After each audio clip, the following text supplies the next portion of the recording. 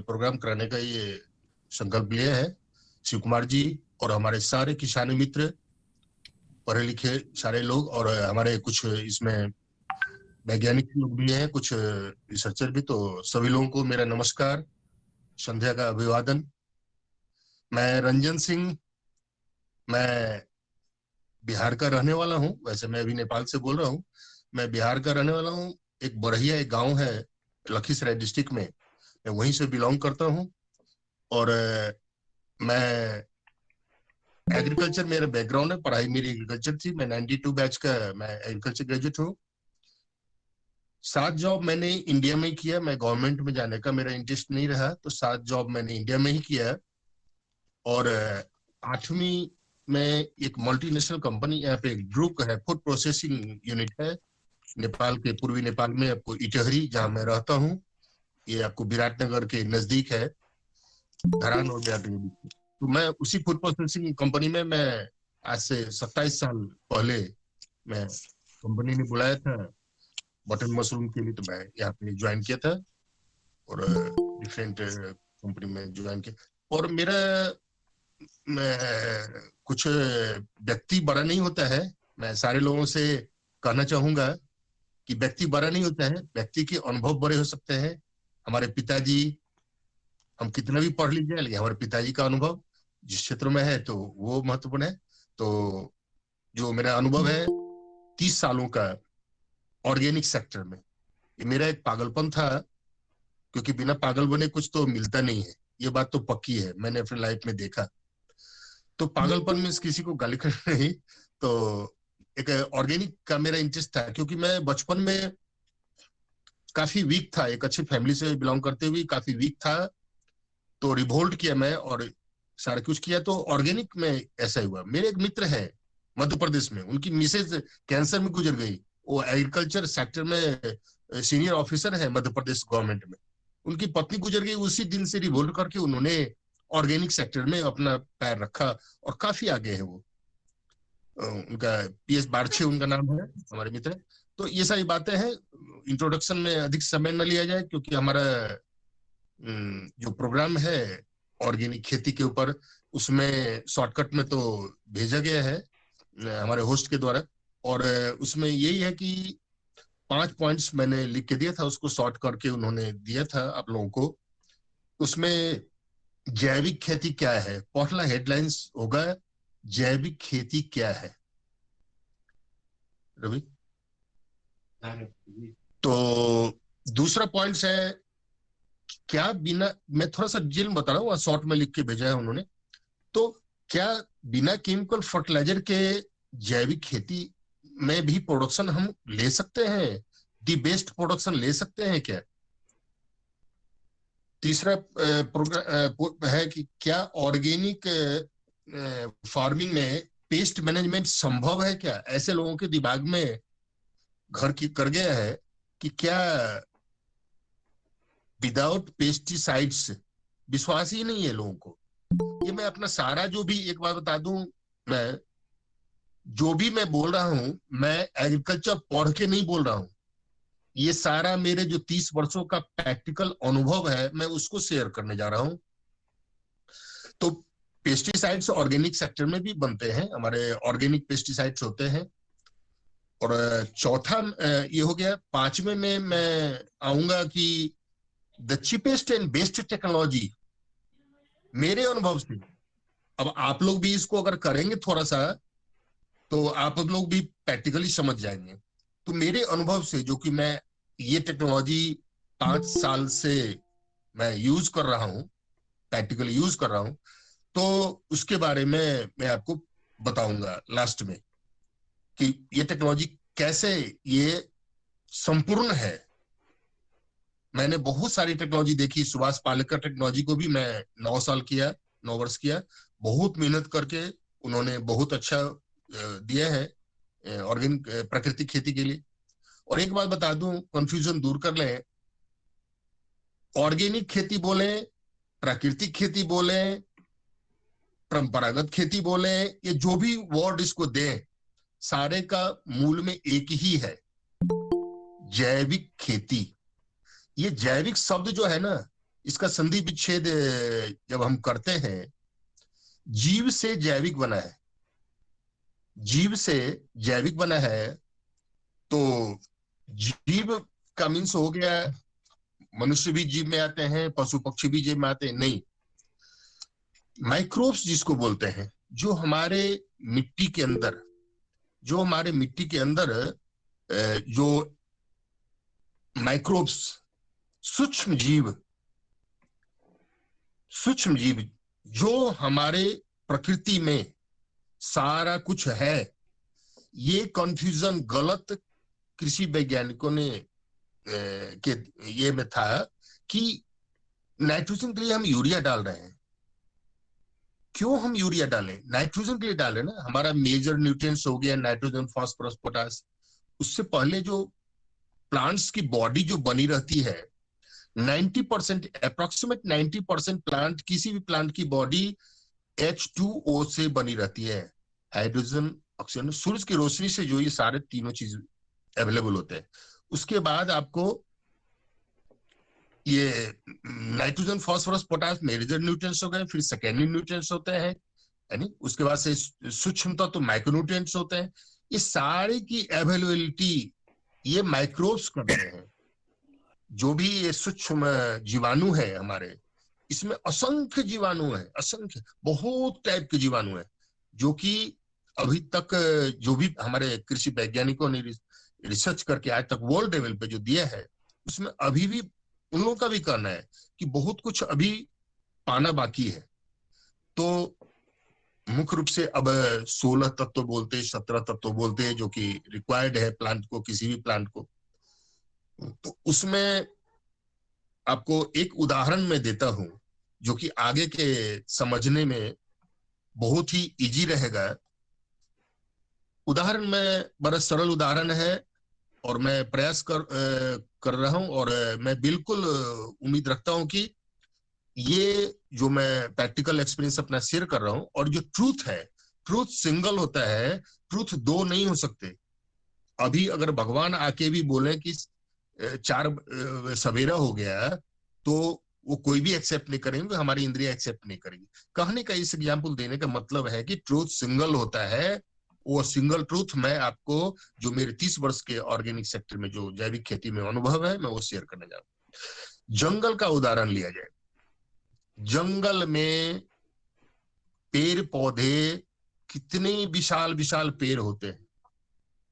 जंगल के अंदर लोग, हम जो पढ़े जो है, उसमें है कि वीड्स जो होता है, खरपतवार जो होते हैं, और झाड़ियां जो होती है, ये इंसेक्ट और पेस्ट का घर बनता है, इसलिए इसकी सफाई करें।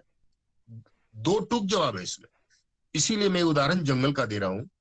जंगल में विशाल विशाल पेड़ होते हैं, बरसात शुरू होते ही अभी आप देखेंगे तो आर पार जंगल दिखाई देगा, और जब बरसात आती है तो जंगल में 50 फीट भी आर पार दिखाई नहीं देगा, 25 फीट भी नहीं दिखाई देगा, सारे वीड्स खाए जाते।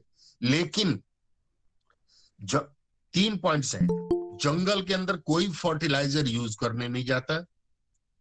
जंगल जब बरसात का मौसम शुरू होता है, लगाया जाता है नया, तो वो लगाया जाता है, और बरसात समाप्त होने के बाद से उसका केवल वहां के गांववासी और सरकारी संस्थान उसको संरक्षण कर देती है। न उसमें कोई फर्टिलाइजर यूज करने जाता है, न कोई उसमें पेस्टिसाइड्स यूज करने जाता है, न कोई बरसात के बाद 4 महीने या 6 महीने बारिश की एक बूंद भी नहीं हुई तो भी वहां पे सूखा नहीं पड़ता है। ये एग्जाम्पल अपने दिमाग में सेट किया जाए कि ये कितना बड़ा ट्रूथ है। जंगलों में कोई फर्टिलाइजर यूज नहीं करने जाता है, लेकिन जंगल की मिट्टी इतनी समृद्ध होती है कि विश्व के, मेरी बात को पॉजिटिवली लेंगे सारे लोग, विश्व के कोई भी वैज्ञानिक उतनी फर्टाइल सॉइल नहीं बना सकते हैं, कितने भी अच्छे फर्टिलाइजर देके। तो जंगल की मिट्टी कैसे समृद्ध होती है? जब पतझड़ आते हैं, पत्ते झड़ते हैं, विभिन्न जंगलों के अंदर हमारे लोकल देसी जानवर हमारे घूमते हैं। देसी बीच में जोड़ने का कारण है, उसका आगे मैं बताऊंगा। तो देश जानवर घूमते हैं, वो अपने मलमूत्र का त्याग करते हैं, और गाय की जो पूजा की करते हैं, या गाय की जो मान्यता है कि कितना अधिक है, कि उसके दूध से बहुत अधिक फायदा उसके गोबर और गोमूत्र में है। बहुत ही बड़ा साइंस है, बहुत ही इजी साइंस है। तो गोबर, वो अपना मलमूत्र का त्याग करते हैं, उसी के अंदर पाए जाने वाले बेनिफिशियल बैक्टीरिया और बेनिफिशियल फंगस से वो पतझड़ में झरे हुए पत्ते डिकम्पोज होते हैं, और कार्बन के रूप में वो परिणत होते हैं। वो कार्बन 6 भाग कार्बन, 6:1 रेशियो, 6 भाग कार्बन 1 भाग नाइट्रोजन से मिलके ह्यूमस का फॉर्मेशन करते हैं। जो ह्यूमस, जैसे हमारे शरीर में ब्लड के बाद सीमेन, उसके बाद ओज, जो हमारे चेहरे पे जो आभा होती है, या चित्र में देखते हैं, ईश्वर के चित्र के चारों तरफ उनके माथे के चारों तरफ रोशनी जो देखते हैं, वो ओज बोलते हैं, हमारे आभा बोलते हैं। तो वो उसकी बनती है। तो जैसे ओज है, वैसे ही हमारी धरती माँ के मिट्टी में ह्यूमस वैसे ही काम करता है। तो जब डिकम्पोज होगा सारा पत्ता, तो ऑर्गेनिक कार्बन के रूप लेगा, और ऑर्गेनिक कार्बन और उसके अंदर जो बेनिफिशियल बैक्टीरिया फंगस है, गोबर और मूत्र जो कर छोड़ते चलते हैं और अपना खाना खाते रहते हैं जंगलों में घूम के, तो वो बेनिफिशियल बैक्टीरिया, बेनिफिशियल फंगस, सारे बैड पैथोजेंस, सारे जो नुकसान करने वाले जितने भी हमारे जीव हैं मिट्टी में, उन सारे को इरेट कर देता है, मुक्त कर देता है वहां से। या तो वो मर जाएगा, या वहां पे से भाग जाएगा। जहां पे पॉजिटिव बातें होती है, वह निगेटिव बातें अच्छी नहीं लगती है, उसी तरह से वो भाग जाते हैं वहां से। तो यही है फर्टिलाइजर के रूप में मैं बताया कि जंगल में कोई फर्टिलाइजर यूज नहीं करने जाता, लेकिन जंगल की मिट्टी सबसे समृद्ध होती है। और नर्सरी वाले उसको, हमारे यहाँ तो मैं नेपाल में देखता हूँ, वो 4,000 नेपाली करेंसी में और 4,500 तक में, मतलब कि मैंने 2,500 से 3,000 रुपया टेलर के हिसाब से देते हैं। उतना में तो गोबर भी उतना महंगा नहीं मिलता, तो गोबर लेके क्यों नहीं? ये बातें बहुत मतलब। दूसरी बात है कि कोई पेस्टिसाइड्स जंगल में यूज नहीं करने जाता है, लेकिन मैंने देखा है, और बहुत इसमें मैंने स्टडी किया भी, तो जंगल के अंदर कोई भी फलदार वृक्ष जो है, या किसी भी प्लांट में रोग नहीं लगते। सैकड़ों वर्ष वो प्लांट खड़े रहते हैं। तो पेस्टिसाइड तो वहां कोई नहीं यूज कर रहा है, वहां रोग क्यों नहीं आ रहा है? जिस जब धरती माता के अंदर, मिट्टी के अंदर, सॉइल के अंदर इम्यूनेशन पावर बढ़ा रहेगा, कैसे रहेगा? जब सारे माइक्रोब्स उपस्थित होंगे वहां पे हमारी मिट्टी में, तो हमारी मिट्टी समृद्ध और शक्तिशाली रहेगी, तो उसका इम्यूनेशन पावर बना रहेगा, जिस कारण से कि उसमें रोग नहीं आता है। तीसरा पॉइंट आ गया जंगलों का उदाहरण में, कोई भी सिंचाई नहीं करने जाता, लेकिन जंगल में 6 महीने तक बारिश एक बूंद भी नहीं होने पर जंगल की मिट्टी को खुरच के देखेंगे। अब केवल 4 इंच हटाएंगे तो देखेंगे कि वहां की मिट्टी मॉइस्ट है, भीगी हुई है। तो कहां से आ गया वो मॉइस्चर कहां से आया? वही ह्यूमस है, वही ह्यूमस है। और यही चीज मैं आगे बताने जा रहा हूं सारे प्रोग्राम्स में, अपने जो आज का प्रोग्राम है, वही ह्यूमस है। ह्यूमस जान है धरती की। ह्यूमस, जहां 1 किलो ह्यूमस आप कितने एरिया में अपने सॉइल में डेवलप कर पाए हैं,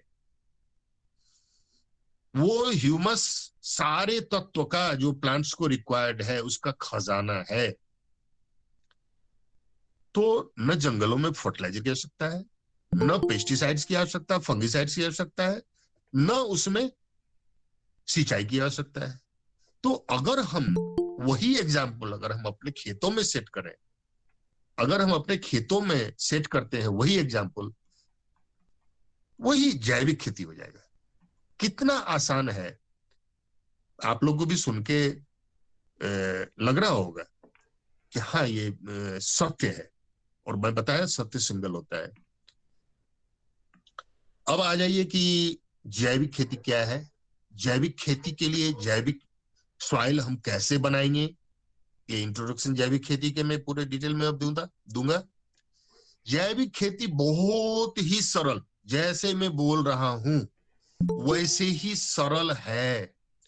केवल हमारे किसानों के दिमाग को वॉश करने की जरूरत है। दिमाग में जो गलत चीजें बैठ गई है, जब मैं यंग हो रहा था तो हमारे सामने यूरिया और डीएपी आया था। मैं 63 इयर्स ओल्ड हो चुका है, तो जब मैं यंग हो रहा था तभी यूरिया डीएपी का नाम मैंने सुना था बहुत संभालने के बाद। तो उस टाइम तो नहीं होती थी, हमारे खेतों में पैदावार अच्छी होती थी। और हमारे संजोग से हमारे होस्ट जो है शिव कुमार जी, ये हमारे ग्रामीण भी हैं। और बहुत अधिक परिचय तो हमारा इनका नहीं था, ये भी बहुत टॉपर थे। मैं इनकी बड़ाई नहीं कर रहा हूँ, इनकी गुणों की बड़ाई कर रहा हूँ। तो ये टॉपर थे नेतरहाट में, और ये इन्होंने काफी अच्छा ये किया था, और आज अमेरिका में है, हम लोग की बहुत खुशी है। तो इनको भी पता होगा कि मैं बरहिया का रहने वाला, वो भी है। तो बरहिया में मैंने देखा था कि हमारी दीदी की शादी में, और जब मैं बताया तो 20 मन 22 मन, 1 बीघे में 1.5 एकड़ बराबर 1 बीघा, 1.5 बीघे बराबर 1 एकड़ होता है हमारे बरहिया का। तो एकड़ स्टैंडर्ड है इसलिए बता रहा हूं। तो 1.5 बीघे, 1 बीघे में 20 मन 22 मन प्रोडक्शन होता था, 18 मन होता था, और इजी वे में होता था। कोई फर्टिलाइजर नहीं था उस टाइम, कोई भी पेस्टिसाइड्स नहीं था, कोई भी सिंचाई की सुविधा। हुआ तो सिंचाई तो खैर उस क्रॉप में होती नहीं, वो तो फ्लड इफेक्टेड एरिया है और एक ही क्रॉप लेते हैं लोग। मैं कोरोना चलते वहां पे एस्टेब्लिश नहीं कर पाया आफ्टर रिटायरमेंट, मैंने रिटायर हुए 4 वर्ष हो गए। तो मैं चाहता था कि अपने गांव में कुछ करूं, लेकिन कोरोना शुरू से ही मुझे चाप के नेपाल में ही रखा, तो अभी नेपाल में हूं।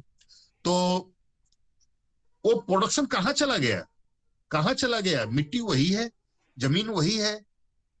मुझे याद है हेलीकॉप्टर से इंदिरा गांधी के समय में ग्रीन रेवोल्यूशन आया था। ये ग्रीन रेवोल्यूशन ही, ये तो बहुत बड़ा ब्लैक रेवोल्यूशन आया था, इसको ट्रूथ अगर उसको समझे तो हेलीकॉप्टर से पेस्टिसाइड्स का छिड़काव होता था बरैया टाल में, सारे किसान खुशी हो जाते थे, हाँ मर गया, पेस्ट मर गया। अरे भाई आज तक शिव कुमार जी भी बताएंगे, आज तक हमारे वर्षों बीत गए, उस पेस्टिसाइड्स का इतना बड़ा नुकसान हुआ कि बरैया टाल में चना की खेती करने की हिम्मत शायद ही कोई करते, थोड़ा मोड़ा। आज तक उसका प्रकोप, आज तक समस्या बनी हुई। एक बात समझ लें, जितना ही अधिक केमिकल फर्टिलाइजर या पेस्टिसाइड्स आप यूज करेंगे, तो जितना ही पेस्टिसाइड यूज करेंगे, रेसिस्टेंट पावर बढ़ता गया और वो शक्तिशाली होता गया। एक एग्जांपल देता हूं, पॉजिटिव रूप में लेंगे। जब कोई व्यक्ति, नवयुवक जब शराब टेस्ट करना जानता है, तो पहली बार वो 1 पैक लेता होगा, वो 1 क्वार्टर नहीं लेता है, बाद में फुल बोतल ले लेता है, 4 क्वार्टर ले लेता है। क्या हो गया? रेसिस्टेंट पावर बढ़ते गया। पहली बार लेते तो वो 1 पैक लेते, तो रेसिस्टेंट पावर बढ़ते गया बॉडी का उसके प्रति, और वो फिर डोज बढ़ते चला गया। उसी तरह से पेस्टिसाइड्स का डोज बढ़ते चला गया, मिट्टी हमारी बर्बाद होते चली गई, जो प्रोडक्शन हो रहा है वो बर्बाद होते चला गया। उसके बाद से हम भी बर्बाद होते चले गए, उसको खा के हम भी रोगग्रस्त होते चले गए। और झोला लेके रखते हैं दवा, उस दवा को खाने में हम रुचि रखते हैं, डॉक्टरों को देते हैं। आज डॉक्टर लूट रहे हैं सारे विश्व में, ये हमें बताने की जरूरत नहीं है, इशारा कर दिया गया। लेकिन एक किसान, एक फैमिली को, जो कि शहर में रहते हैं, ये ट्रूथ है, एक फैमिली को एक फैमिली डॉक्टर नहीं रखना चाहिए, ये ट्रूथ है। एक फैमिली, एक किसान को एक मित्र बनाना चाहिए, और जो कि ऑर्गेनिक प्रोडक्ट उनको खिला सके। आगे बात होगी कि ऑर्गेनिक कितनी महंगी है और कितनी सस्ती क्या होनी चाहिए, आगे ये भी बातें आएगी। तो जैविक खेती का मैं इंट्रोडक्शन दिया कि जीव, माइक्रोब्स जितने टाइप्स के हैं, आप जितना अच्छा से व्यवस्थापन कर सके, और वो व्यवस्थापन करना कोई भी बड़ी बात नहीं है, आगे मैटर आ रहा है। तो जैविक खेती के 2 ही मुख्य स्तंभ हैं, बहुत सारे उंगलियां हैं, सारे हैं, लेकिन मुख्य स्तंभ दो ही हैं। एक माइक्रोब्स का व्यवस्थापन करना अपने मिट्टी में, जो कि हमारे सारे तत्वों को अवेलेबल कराने का काम करेंगे। जो भी माइक्रोब्स है वो सारे तत्व को, नाइट्रोजन फिक्सिंग बैक्टीरिया, सारे लोग आप लोग नाम सुने होंगे, rhizobium bacteria. In general nitrogen fixing bacteria में राइजोबियम बैक्टीरिया का केवल नाम आता है, इन जनरल किसानों को ऐसे ही बताया जाता है। लेकिन राइजोबियम बैक्टीरिया जो है वो आपको दो दाल वाली फसल, डाइकॉट, दो दाल वाली फसल के लिए राइजोबियम बैक्टीरिया है, और एक दाल वाली फसल जो है, चाहे जो भी हो, उसके लिए बहुत सारे बैक्टीरिया जो हैं जो नाइट्रोजन अवेलेबल कराते हैं। आपको ओजिटोबैक्टर हैं, ओसेटोबैक्टर हैं, ऑजिस्प्रिलियम है, ये सारे बैक्टीरियाज हैं जो कि नाइट्रोजन फिक्सेशन करते हैं और प्लांट्स को अवेलेबल कराते हैं। अब एक एग्जांपल मैं केवल दूंगा नाइट्रोजन के ऊपर, कि नाइट्रोजन एटमॉस्फेयर में, पूरे विश्व के एटमॉस्फेयर में नाइट्रोजन प्लांट्स के ऊपर, चाहे वो छोटा फसल हो, चाहे मैंगो का ट्री हो, चाहे लीची हो, लेमन हो, कोई भी प्लांट हो, धनिया का पत्ता क्यों ना हो, बहुत छोटा होता है, तो उसी प्लांट्स के ऊपर एटमॉस्फेयर में नाइट्रोजन की मात्रा 76.8% हमेशा अवेलेबल रहती है। पूरा विश्व अगर इसी टेक्नोलॉजी को, माइक्रो मैंने जैविक खेती को अपनाता है, तो भी वो प्राकृतिक व्यवस्था है, वो शॉर्ट होने वाला नहीं है, वो कम होने वाला नहीं, ये प्राकृतिक व्यवस्था है। तो प्रकृति को बिना छेड़छाड़ किए हुए जो खेती की टेक्नोलॉजी है, उसको मोटा मोटी हम जैविक खेती जान सकते हैं। और एक बात बता दूं, मेरा नहीं, ट्रुथ की बात बता रहा हूं, कि मानने का जमाना चला गया मित्रों, मानने का जमाना नहीं है, जान के करने का जमाना है। और मैं मोस्ट वेलकम, हर एक लोगों को वेलकम करता हूं कि हमारा भारत ऑर्गेनिक बने, हमारा नेपाल ऑर्गेनिक बने, ये हमारा मित्र राष्ट्र है, हमारा नेपाल ऑर्गेनिक बने। हमारे नेपाल से भी कुछ लोग जुड़े हैं, असम से भी हमारे विनोद भाई साहब जुड़े हुए हैं, दिखाई दे रहे हैं, हमारे एनसीआर से अखिल भैया जुड़े हुए हैं, जो कि बिहार से ही हैं और काफी अच्छा जैविक खेती करवा रहे हैं अपना, फरीदाबाद से आगे। तो जैविक खेती में दो स्तंभ जो मैंने बोला, एक माइक्रोब्स का व्यवस्थापन, अब वो व्यवस्थापन कैसे होगा आगे बता दो। दूसरा जो है बहुत इजी लेकिन बहुत महत्वपूर्ण है, बायोडाइवर्सिटी। बायोडाइवर्सिटी बायोडाइवर्सिटी मीन्स क्या हो गया, हमारे जंगलों को हम काटते चले गए, आज हमारे खेत में खास करके पेड़ पौधे हम नहीं रखना चाहते, और जो भी हमारे मित्र कीट और मित्र पक्षियां, गिलहरियां, ये सारे जो हमारे मित्र हैं खेती के, जैविक खेती के, इस सारे की अवेलेबिलिटी के लिए हमें अपने खेत की बाउंड्री पे हमें पेड़ लगाना चाहिए। अब कोई सा भी पेड़ हो जाएगा उसमें, नीम की बात ले लें, सबसे पहला चॉइस मैं नीम बताऊंगा, नीम का प्लांट लगाए, कुछ कुछ गुलमोहर का प्लांट लगाए, कुछ अमलतास का प्लांट लगावे। नीम पेस्टिसाइड्स का काम करेगा, फर्टिलाइजर का भी काम करेगा, बहुत बड़ा चीज है हमारे जैविक खेती के लिए, नीम का प्लांट बहुत ही महत्वपूर्ण है। गुलमोहर और अमलतास का पेड़ लगाएंगे आप प्लांट में, तो वहां पे मधुमक्खियां भी आकर्षित होंगी और सीजन में, और उसके बाद से वो नाइट्रोजन फिक्सेशन का काम करता है हमारे सॉइल में। बाउंड्री पे, अब आपको बाउंड्री पे हो गया, मेर पे आप कुछ ऐसे प्लांट्स लगावे, जैसे कि कोरोंदा हो गया, जो बड़े मेर होते हैं हमारे खेत के अंदर, तो वहां पे आप कोरोंदा लगावे, फ्रूट्स भी देगा, पैसे भी देंगे, और हमारे मित्र कीट को एक बसेरे का भी काम करेंगे। तो जब हम पेस्टिसाइड्स का यूज करते गए, मैं बता रहा हूं कि जितना ही अधिक हम केमिकल पेस्टिसाइड्स और फर्टिलाइजर का यूज करते चले गए, हमारे मित्र कीट जीरो के बराबर हो गए और शत्रु कीट का आक्रमण जी कोई बोल शत्रु कीट का आक्रमण वैसे ही बढ़ता चला गया और हम जितना अधिक मित्र कीट को नुकसान करते चले गए। जब हम पेस्टिसाइड छिड़कते हैं तो हमारा वो भी नुकसान होता है, मित्र कीट भी नुकसान होता है और उसके बाद से हम तो समझ रहे हैं कि हम तो पेस्टिसाइड छिड़क के हम अच्छा काम कर रहे हैं, लेकिन वो हम सबसे बुरा काम कर रहे हैं ऑर्गेनिक खेती के लिए। तो उसमें क्या हो गया कि आपको मित्र कीट भी मरते चले गए, मधुमक्खियां आएगी हमारे खेत में, हम दवा का स्प्रे करेंगे वो सारे मर जाएंगे, न मधु मिलेंगे, हनी मिलेगा कहीं से, और न हमारे पॉलिनेशन होंगे और न उससे फिर सारी समस्या क्रिएट होती चली जाती है। तो प्लांट्स लगाना बहुत ही अधिक जरूरी है बायोडायवर्सिटी के लिए। मैंने बताया है नीम का पेड़ लगाए और भी बहुत सारे पेड़ हैं, मैंने कुछ एग्जाम्पल दिए। तो ये दो ही मुख्य स्तंभ है, मैं फिर से रिपीट कर रहा हूं, इस पे फिर से तीसरी बार मैं पॉइंट को हाईलाइट कर रहा हूं। माइक्रोब्स का व्यवस्थापन अपनी मिट्टी में करें। अब कैसे करें ये आएगा।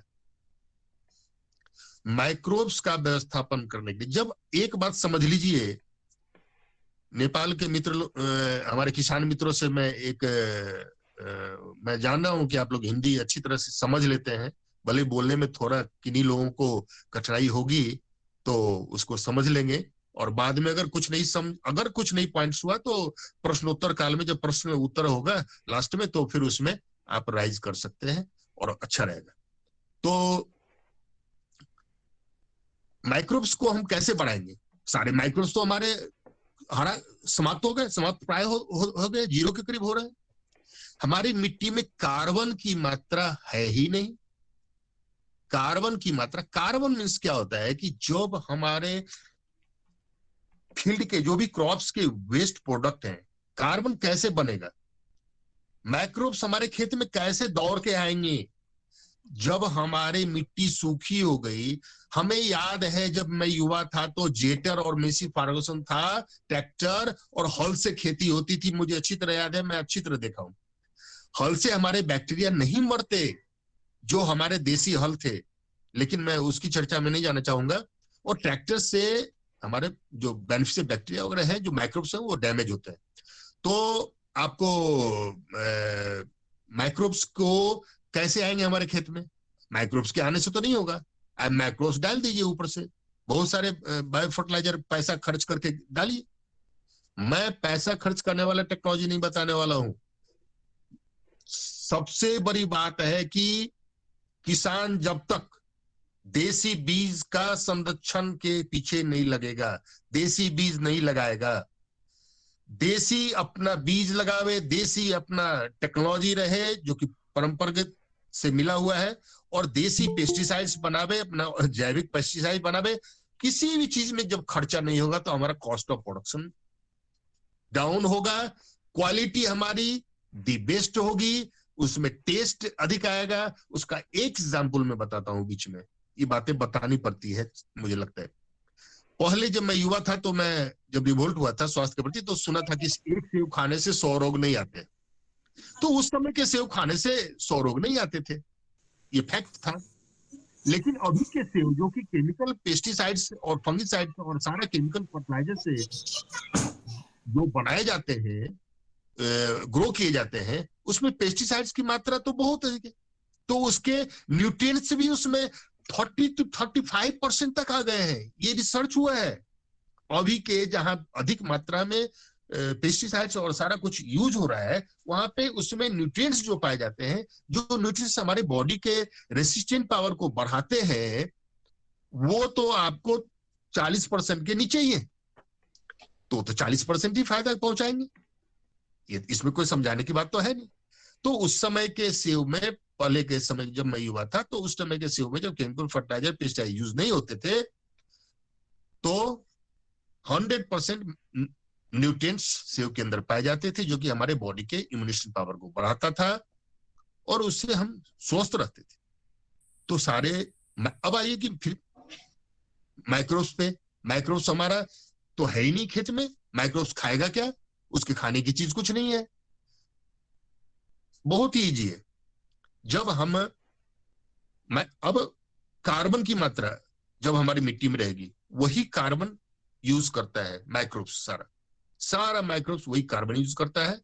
और जो प्लांट्स के रूट हेयर्स होते हैं, जड़ की बात नहीं, जड़ें तो है मोटी वाली जड़ें, जड़ के कैनोपी एरिया जिसको बोलते हैं, जहां 12 बजे धूप जब देखिए तो अपने प्लांट के चारों तरफ देखिए, अंदर देखिएगा, चारों बाहर बाहर से छाया लगी हुई है। मैंगो ट्री मान लीजिए, तो कितने एरिया में वो धूप नहीं असर कर रहा है, उसको कैनोपी एरिया बोलते हैं, जहां तक वो उसका बाहरी किनारा रहता है प्लांट का। तो वहां के बाद, जस्ट बाद, जो जड़ें हैं उसके अंदर आगे से रूट हेयर्स डेवलप होते हैं, जो कि सफेद सफेद होते हैं। वो रूट हेयर्स सबसे अधिक न्यूट्रिएंट्स पहुंचाने का प्लांट का काम करते हैं। तो माइक्रोब्स कैसे आएंगे भैया? माइक्रोब्स आने के बहुत ही इजी उपाय है। जितने भी हमारे फसल अवशेष हैं, जो भी फसल है, हम 2 पैसे में उसको बेचना चाहते, या हम उसको, ठीक है, हमारे चारे में भी उपयोग होते हैं, वो भी यूज करेंगे। तो जो भी हम 3 क्रॉप्स लगाते हैं या 2 क्रॉप्स होते हैं, तो फसल के अवशेष जब हम या तो मल्चिंग करें या खेत में डाल के उसको डिकम्पोजिशन मेथड को अपनाएंगे, तो वो क्रॉप वेस्ट जो है, फसल के अवशेष जो है, वो डिकम्पोज होके ऑर्गेनिक मैटर है, वो कार्बन का रूप लेगा। और मैंने पहले बताया 6 भाग कार्बन 1 भाग नाइट्रोजन से मिलके ह्यूमस बनाता है। हमारी मिट्टी में ह्यूमस की मात्रा बढ़ती चली जाएगी, और वही कार्बन का यूज हमारे माइक्रोब्स करते हैं अपने भोजन के रूप में। और जो रूट हेयर्स से के नजदीक से जो छोड़ते हैं स्टार्च, जड़ें छोड़ती हैं, और उसको रूट हेयर्स के नजदीक ये बैक्टीरिया सबसे अधिक पाए जाते हैं। माइक्रोब सबसे अधिक संगठित रूप में वही रहते हैं, और उससे स्टार्च लेते हैं, और उसके बाद उनको, देखिए प्रकृति की कितनी बड़ी व्यवस्था है, एक को रिलेटेड है। इसलिए मैं कहा कि प्रकृति को छेड़छाड़ नहीं करके जो टेक्नोलॉजी है उसी को जैविक खेती बोलते हैं, बनाइए। तो माइक्रोब्स को वो स्टार्च देते हैं, और इधर से ये क्या करते हैं, nitrogen fixing bacteria, nitrogen available करवाते, जो भी मोनोकोट हो या डाइकोट, अपना अपना सारे बैक्टीरिया है वहां पे। अब उसके बाद से फॉस्फेट सोल्बिलाइजिंग बैक्टीरिया, फॉस्फेट को अवेलेबल कराएंगे, पोटास मोबिलाइजिंग बैक्टीरिया, पोटास को कराएंगे। सारे तत्वों को अलग अलग बैक्टीरिया जो होते हैं, धरती में सारे तत्व अवेलेबल है। कहाँ कोई नाइट्रोजन डाला जाता है? कोई कोई तत्व नहीं डाले जाते जंगल में, मैं बता चुका है। तो अब तो क्लियर हो गया होगा। तो ये बातें हैं। और दूसरे सबसे बड़ा, गाय पालने से लोग भागते हैं, लेकिन हमारे दुर्गा जी सामने बैठे हैं, दिखाई दे रहे हैं, दुर्गा घिमरे, हमारे नेपाल के, तो ये भी देसी गाय पाले हैं, और भी लोग पाले हैं। नेपाल में आज भी इंडिया से अधिक देसी गाय है। और हमारे दिमाग में, फिर से मैं रिपीट कर रहा हूँ, जो हमारे दिमाग, ये बहुत ही मेन पॉइंट है, हमारे दिमाग में जो बैठी हुई है, जंग बैठ गया है, जो है, बैठ गया है कि दूध, अरे भैया, हमारे भारतवर्ष के गायों को ले जाके ब्राजील जैसा देश अप्रोक्सीमेट 60 लीटर दूध हमारे ये से कर लिया, हमारे देसी गाय से कर लिया, और वो उससे अर्न कर रहे हैं। 60 लाख के करीब ब्राजील में गाय है, और देसी गाय, जो कि भारत से छान छान के वो ले जाते हैं, सेलेक्ट करके ले जाते हैं, और वहां डेवलप करके उन्होंने अच्छा से उसको मेंटेनेंस किया, जैसे ही पैदा होता है वैसे ही तो वो कर ले। मुझे याद है कि 22 लीटर दूध मेरी देसी गाय देती थी, मुझे याद है। तो अभी 22 लीटर, अगर आप पूछेंगे खास करके नेपाल में, तो 22 लीटर दूध 25 लीटर 30 लीटर दूध से ऊपर जर्सी फ्रीजन भी नहीं करती। कोई 35 लीटर शायद ही होगा, रिकॉर्ड होगा नेपाल में, वह इंडिया में है। तो हमारी देसी गाय का दूध जितना महत्वपूर्ण नहीं है, उससे अधिक गोबर और गोमूत्र महत्वपूर्ण है। अब आइए क्यों महत्वपूर्ण है। मैं पहले भी बोला, मान के करना कुछ भी नहीं है, जान के करना है। मैं हर एक चीज को जानकार दे रहा हूं। 1 ग्राम देसी गाय के 1 ग्राम गोबर में, देसी गाय के 1 ग्राम गोबर में 300 to 500 करोड़ देखिए मैं कितना प्रेशर करके बोल रहा हूँ, कितना उसको हाईलाइट कर रहा हूँ।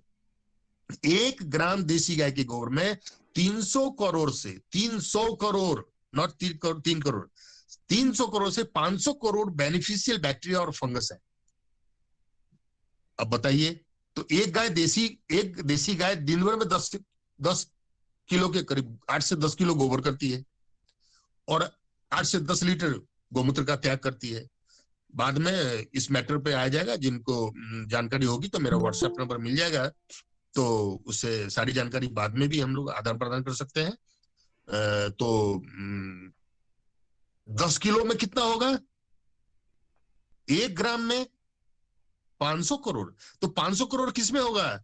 जो 1 लीटर, आधा लीटर, 2 लीटर, 3 लीटर, 4 लीटर दूध देती है। Quantity deteriorate quality. तो देसी गाय जो हमको 30 लीटर दूध दे रही है, मैं देखा हूं करनाल में कंपटीशन था तो 36 लीटर दूध देने वाली साहिवाल गाय को मैं देखा हूं, चारों टाइम में दूध निकाला गया। तो उसमें जाके क्या होगा कि उसमें 300 करोड़ बैक्टीरिया, 300 या तो उससे जैसा मेंटेनेंस होगा उतने बैक्टीरिया अवेलेबल होंगे उसके 1 ग्राम गोबर में। और जो कम दूध देने वाली गाय है उसमें 500 करोड़ तक बैक्टीरिया होती है। अब जर्सी फ्रीजन पा जाइए, उसमें 50 लाख से ऊपर बैक्टीरिया होते, उससे नीचे ही होंगे, 50 लाख से भी नीचे होंगे।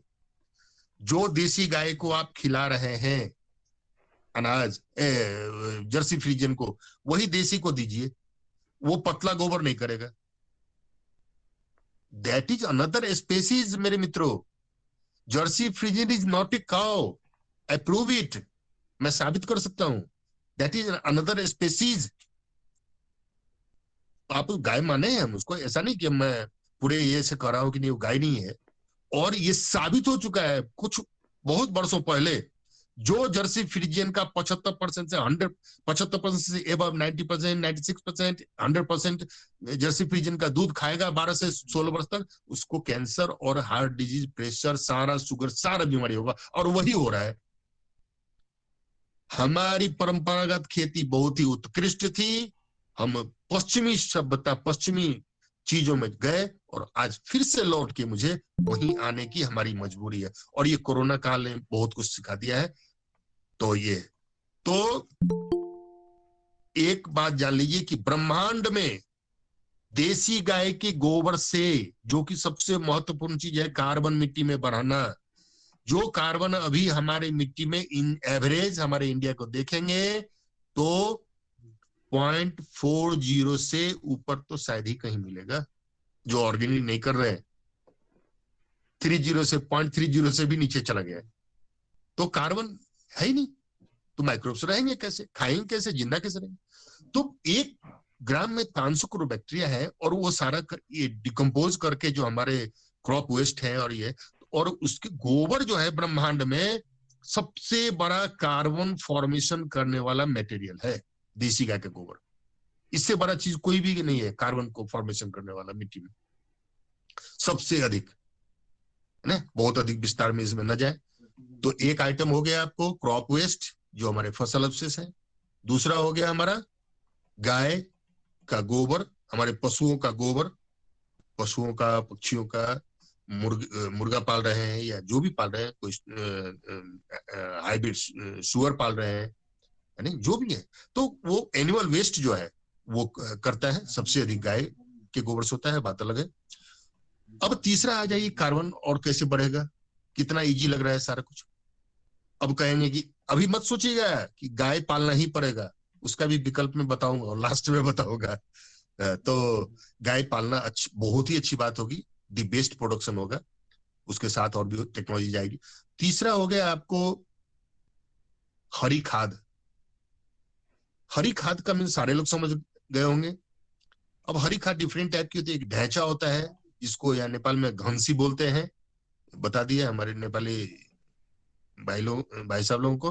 तो घंसी, तो उसको लगा के हम लोग 35 टू, किस समय आप लगा रहे हैं, 35 टू 45 डेज के अंदर उसको आप खेत में मिट्टी में मिक्स कर दें, जुताई करवा दें, और उसके बाद उसको डिकम्पोज करने की प्रविधि अपनावें।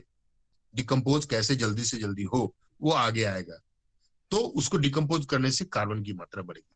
अब एक ढैंचा हो गया, दूसरा ढैंचा सबसे अधिक कार्बन ये नाइट्रोजन देता है, और उसके बाद जो देता है और कार्बन भी बढ़ाता है बहुत अधिक। तो दूसरा हो गया आपको जो ये बोलते हैं, थोड़ा नेपाली और हिंदी में मिक्स हो जाते हैं, तो ये सन पटुआ बोलते हैं, पटुआ अपने इंडिया भारत में पटुआ बोलते हैं, सन की खेती होती है पटुआ की, जिससे कि बोरा बनता है, जूट का बोरा, पटुआ बोरा बनता है। तो हम लोग सन बोले, तो उसका उसमें क्या बेनिफिट है, एक दूसरा बेनिफिट है कि वो नाइट्रोजन फिक्सेशन भी करता है। और जिस पटुए के खेत में अगर कोई देखे होंगे आप लोग या देखिएगा, जिस खेत में पटुआ लगा रहता है उस खेत में वीड्स दिखाई नहीं देते। ये बहुत बड़ी बात है। नाइट्रोजन फिक्सेशन तो करेगा, कार्बन की मात्रा ये भी बढ़ाएगा, लेकिन वीड्स को अगर आपको समाप्त करना है, वीड्स के बीज को समाप्त करना है जो हमारी मिट्टी में पड़ी हुई है, तो ये ग्रीन मैन्योरिंग को करना बहुत ही अच्छा लाभदायक रहेगा। सन की पटुआ की खेती, उसके रूट से एक इस तरह के नेचुरल केमिकल निकलते हैं जो कि जो भी सीड्स है उसको वो डैमेज कर देते हैं। कितना बड़ा फायदा है। तो हम वीड्स से परेशान रहते हैं। इसी तरह स्टेप वाइज हमारे जैविक खेती में हमारे वीड्स धीरे धीरे समाप्त हो जाते हैं और केवल को रिलेटेड वीड्स आते हैं। तो ये हो गया 3 स्टेप में मैं बताया जैविक खेती का, माइक्रोब्स को बढ़ाना, बायोडायवर्सिटी लाना, और उसके बाद से ये कार्बन कैसे बढ़ाएंगे, ये चीज हो गई। उसके बाद से आपको बताया मैं, नीम लगाना है, पेड़ लगाना है, सारा कुछ करना है, करौंदा लगाना है, बाउंड्री पे बड़े पेड़ लगाइए, फलदार वृक्ष लगाइए, टीक लगाइए, जो कि आपको 15 वर्ष के बाद से बहुत अधिक इनकम देगा। और वो जरूरी भी है। क्या जरूरी है, थोड़ा सा सिंपल बता दूं। जब हमारे बैसाख जेठ महीने में, मई जून महीने में जब हॉट वेदर रहता है, एकदम हॉट वेदर रहता है, तो हमारे क्रॉप्स को भी फिजिकल डिसऑर्डर पैदा करता है, हमारी फसल को भी वो परेशान करता है। तो जो गर्म हवा है उसको वो पहला धक्का, पहला अटैक उसी को वो सहता है, उसको कुछ भी नहीं होता। और इसको थोड़ा बहुत कुछ संरक्षण होता है हमारे क्रॉप्स को। पूस माघ महीने में बहुत ठंडक है अभी, तो अब जो हमारे बाउंड्री पे लगाए हुए हैं पेड़ पौधे, तो वो धक्का खा लेता है और हमारे अंदर के क्रॉप्स को बहुत अधिक संरक्षित करता है। इसलिए हमारे बाउंड्री पे सारे बहुत सारे पॉइंट्स हैं जो कि आज चर्चा सब कुछ नहीं हम कर पाएंगे। तो ये हो गए आपको जैविक खेती, आपने समझ गया होगा कितना इजी है। जो मैं 30 वर्षों में जो मैं अनुभव किया, सुभाष पालेकर जी का भी किया। पहले जैविक फर्टिलाइजर और पेस्टिसाइड सारा खरीदता था, लाखों लाख रुपया लगता था। मैं यहाँ के मल्टीनेशनल कंपनी ड्रूक, जो कि फूड प्रोसेस कंपनी, उसी में मैं जो फार्म मैनेजर था, 4 वर्ष पहले रिटायर हुआ, तो खरीदता था लाखों रुपए का। अभी तो कुछ भी नहीं खरीदना पड़ता है मुझे, और दी बेस्ट रिजल्ट आ रहा है। क्वालिटी दी बेस्ट है, टेस्ट दी बेस्ट है, न्यूट्रिएंट्स उसमें सफिशिएंट है ना। ये जैविक खेती हो गई। जैविक खेती का चैप्टर अभी मैं क्लोज करता हूं। इसका इंट्रोडक्शन काफी हो गया। अब बात आई कि विदाउट केमिकल फर्टिलाइजर क्या हमारी खेती संभव है, या जैविक खेती करके हम दी बेस्ट प्रोडक्शन ले सकते हैं क्या। ये पॉइंट्स आपके सारे लिखे हुए हैं हमारे साहब शिकवार सर। तो दूसरा पॉइंट है आपको उत्पादन। तो उत्पादन में है कि केमिकल फर्टिलाइजर के बिना पैदा ही नहीं होगा। हमारे दिमाग में भ्रांतियां बैठ चुकी है रंजन जी, जो खासकर जी अभी 45 मिनट हो चुका है, उससे ज्यादा आप अगर वो उनका जो भी थे गाजियाबाद वाले, उनके बारे में बता दीजिए, उसके बाद क्वेश्चन आंसर में इसका जवाब हम दे देंगे। मैं 10 मिनट में मैं इधर का टॉपिक खत्म करता हूँ जी, मेरी वैसे जल्दी कर लीजिए। में। हाँ, तो विदाउट केमिकल फर्टिलाइजर की हमारी खेती हो सकती है, बिल्कुल हो सकती है। अगर आप, मैं थोड़ा शॉर्ट में जाऊंगा लेकिन क्लियर रहेगा। आप केमिकल फार्मिंग करके आप मिट्टी को आप बर्बाद कर चुके हैं। अब उसको जैविक एकाएक में जाएंगे तो उसमें थोड़ा प्रॉब्लम आएगा। तो अब आगे जब हमारे टेक्नोलॉजी की बात आ गई उसमें मैं बताऊंगा। कि कैसे हम जैविक में हम कैसे उसको एकाएक अगर आते हैं तुम कैसे केमिकल फर्स्ट ईयर, केवल फर्स्ट ईयर यूज करेंगे, तो उसको डोज उसको कम करेंगे, किस तरह से देना है वो मैं बताऊंगा आगे। तो ये आपको, क्योंकि जो आदमी डेली शराब पी रहा है उसको एकाएक अगर आप छुड़ा देंगे या छोड़ना चाहेगा तो वो थोड़ा सा विचलित होगा, तो उसको टाइम लगेगा मेंटेन होने में। उसी तरह से जब केमिकल बेस्ड फार्मिंग जो कर रहे हैं और बहुत अधिक मिट्टी बर्बाद हो चुकी, तो उसमें एकाएक ऑर्गेनिक करेंगे तो प्रोडक्शन डाउन होगा, ये नेचुरल है फर्स्ट ईयर। सेकेंड ईयर से वो मेंटेन होगा, है नहीं? तो मीडियम को तैयार करना है। मीडियम इसकी कार्बन, ह्यूमस जिसकी चर्चा मैं कर चुका, अर्थवर्म मैंने 9 क्लास में पढ़ा था। Earthworm is the best friend of farmer, ये सारे लोग जानते हैं, लेकिन हम कर नहीं रहे। हम केमिकल डाल डाल के अर्थवर्म को भगा चुके। अर्थवर्म हमारे किसान का सबसे बड़ा मित्र है, तो अर्थवर्म भाग गए, है ना? बेनिफिशियल जितने भी हमारे ऐसे जीव हैं वो सारे भाग गए हमारी मिट्टी को छोड़ के। उसको लौटा के लाना है। उसको लौटा के कैसे लाएंगे? जब हमारी कार्बन की मात्रा बढ़ेगी, मैं पहले बोल चुका हूं, और उसके लिए मीडियम तैयार करना पड़ेगा, मल्चिंग करना पड़ेगा, गोबर का कंपोस्ट तैयार यूज करना पड़ेगा, पशु का मलमूत्र तैयार यूज करना पड़ेगा, और ग्रीन मैन्यूरिंग करना पड़ेगा, कुछ तो करना पड़ेगा। उसके बाद हम मजा ले लेंगे। केवल 2 साल, केवल 2 साल जो मैं प्रैक्टिकल किया हूं वही मैं बता रहा हूं। और मैं एक वीडियो भी भेजा था सुकुमार जी को, मैं अपना धान जो किया था केवल 7 महीने में, बहुत वर्स्ट पोजीशन था, 2 उंगली मिट्टी फटती थी, तो उसको जब मैं अपनी इस टेक्नोलॉजी जो आगे मैं बताने जा रहा हूं तो यूज किया 7 महीने में, तो 40 कल्ले थे। एक दो दो पेड़ धान के मैं 2 सीडलिंग में लगाया था, 4-4 6-6 लगाते लोग, मैं अगले साल एक ही लगाने वाला हूं, तो उससे 40 कल्ले निकले थे, तो 7 महीने के अंदर। तो क्या 7 महीने के अंदर 40 कल्ले निकल के कितना अच्छा प्रोडक्शन दिया होगा? अगले नेक्स्ट ईयर वो मिट्टी और समृद्ध होगी तो कितना देगा? तो ये चीज है। अर्थवर्म हमारे खो गए।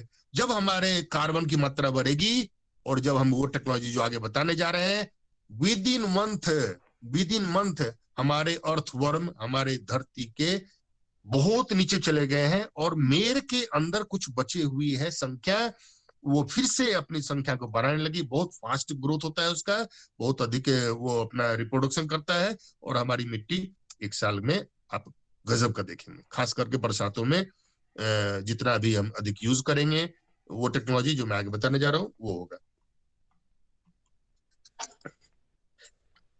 मैं डिटेल में नहीं जानूंगा टाइम की बात।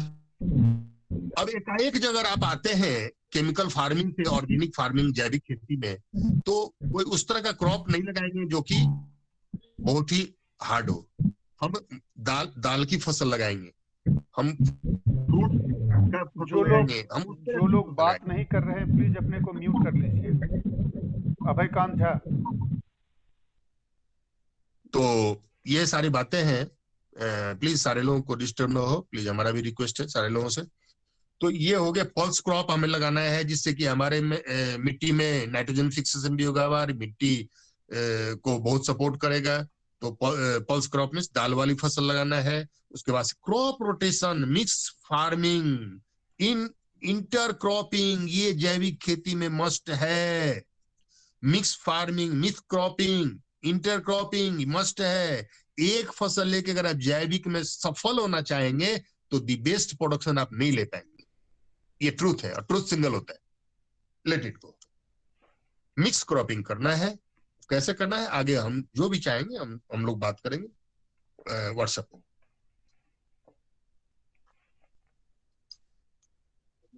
अब दूसरी बात आ गई कि आपको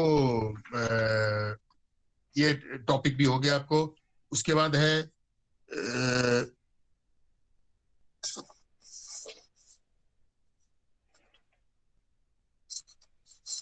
है आपको क्या पेस्ट मैनेजमेंट इजी है? अब पेस्ट पे आ जाइए। क्या पेस्ट मैनेजमेंट इजी है? कुछ प्रश्न हमारे शिव कुमार सर ने भेजे हैं पहले भी। कुछ हमारे एक कुमार धर्मेंद्र सर हैं, हमारे बिहार के ही हैं, और अच्छे किसान हैं, बताया उन्होंने शिवकुमार सर ने।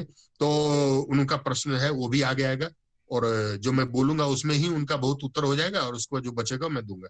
तो पेस्ट मैनेजमेंट क्या संभव है, ये हमारे दिमाग में गलत धारणा बैठ गई है कि जैविक खेती में पेस्ट मैनेजमेंट।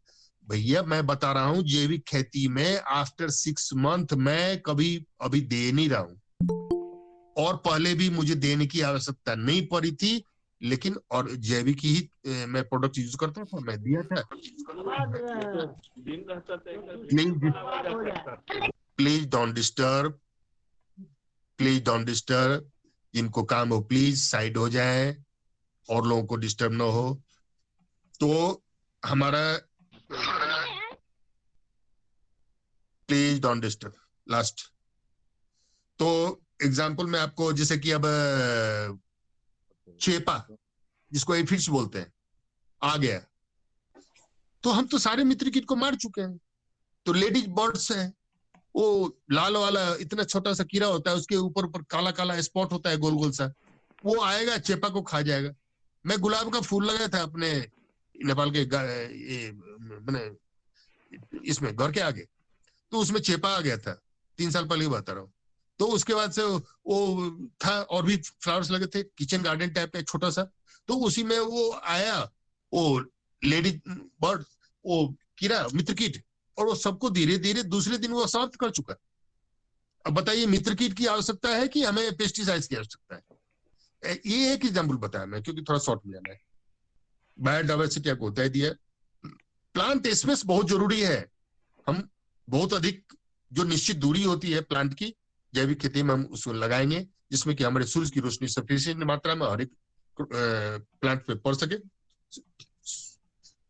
यानी ये चीज, जब सॉइल हेल्दी होगा,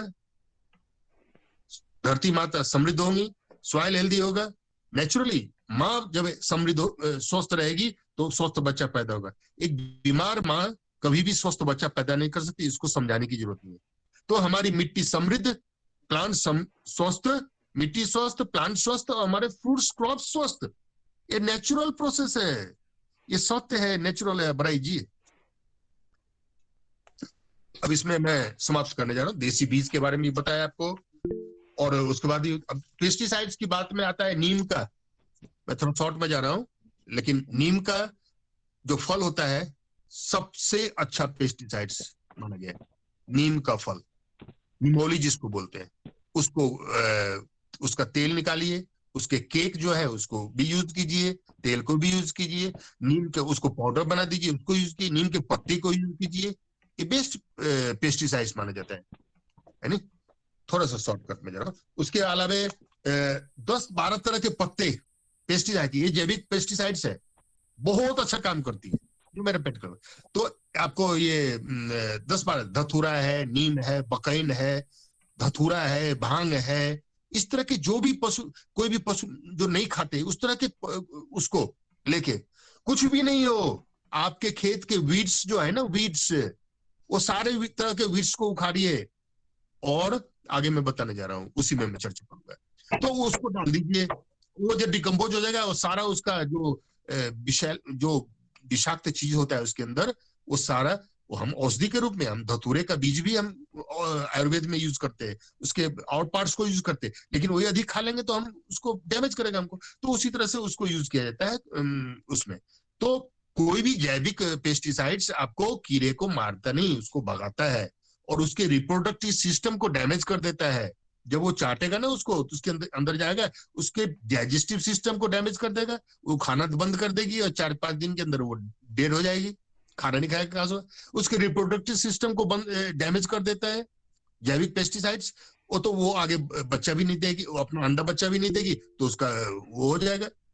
ये सारी बातें हैं, महेंद्र बड़ा रंजन जी, इंटरेस्टिंग। एक सेकंड, अभी ये कॉल खत्म हो जाएगा, मैंने इसके चैट जी विंडो में अगला लिंक दे दिया है, आप देख जी लीजिए, सब कंफर्म हाँ कर लें, और अगले लिंक पे आइए, मैं 2 मिनट बाद ज्वाइन करूंगा, ताकि आप लोग वहां वेट करते रहें, ताकि जिसको हाँ, लिंक यहां से ले लें, इसलिए मैं इसको रोके हुए हूं।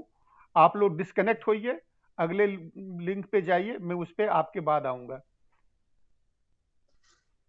चलिए, तो मैं हाँ, आप भी अगले लिंक पे जाइए जी।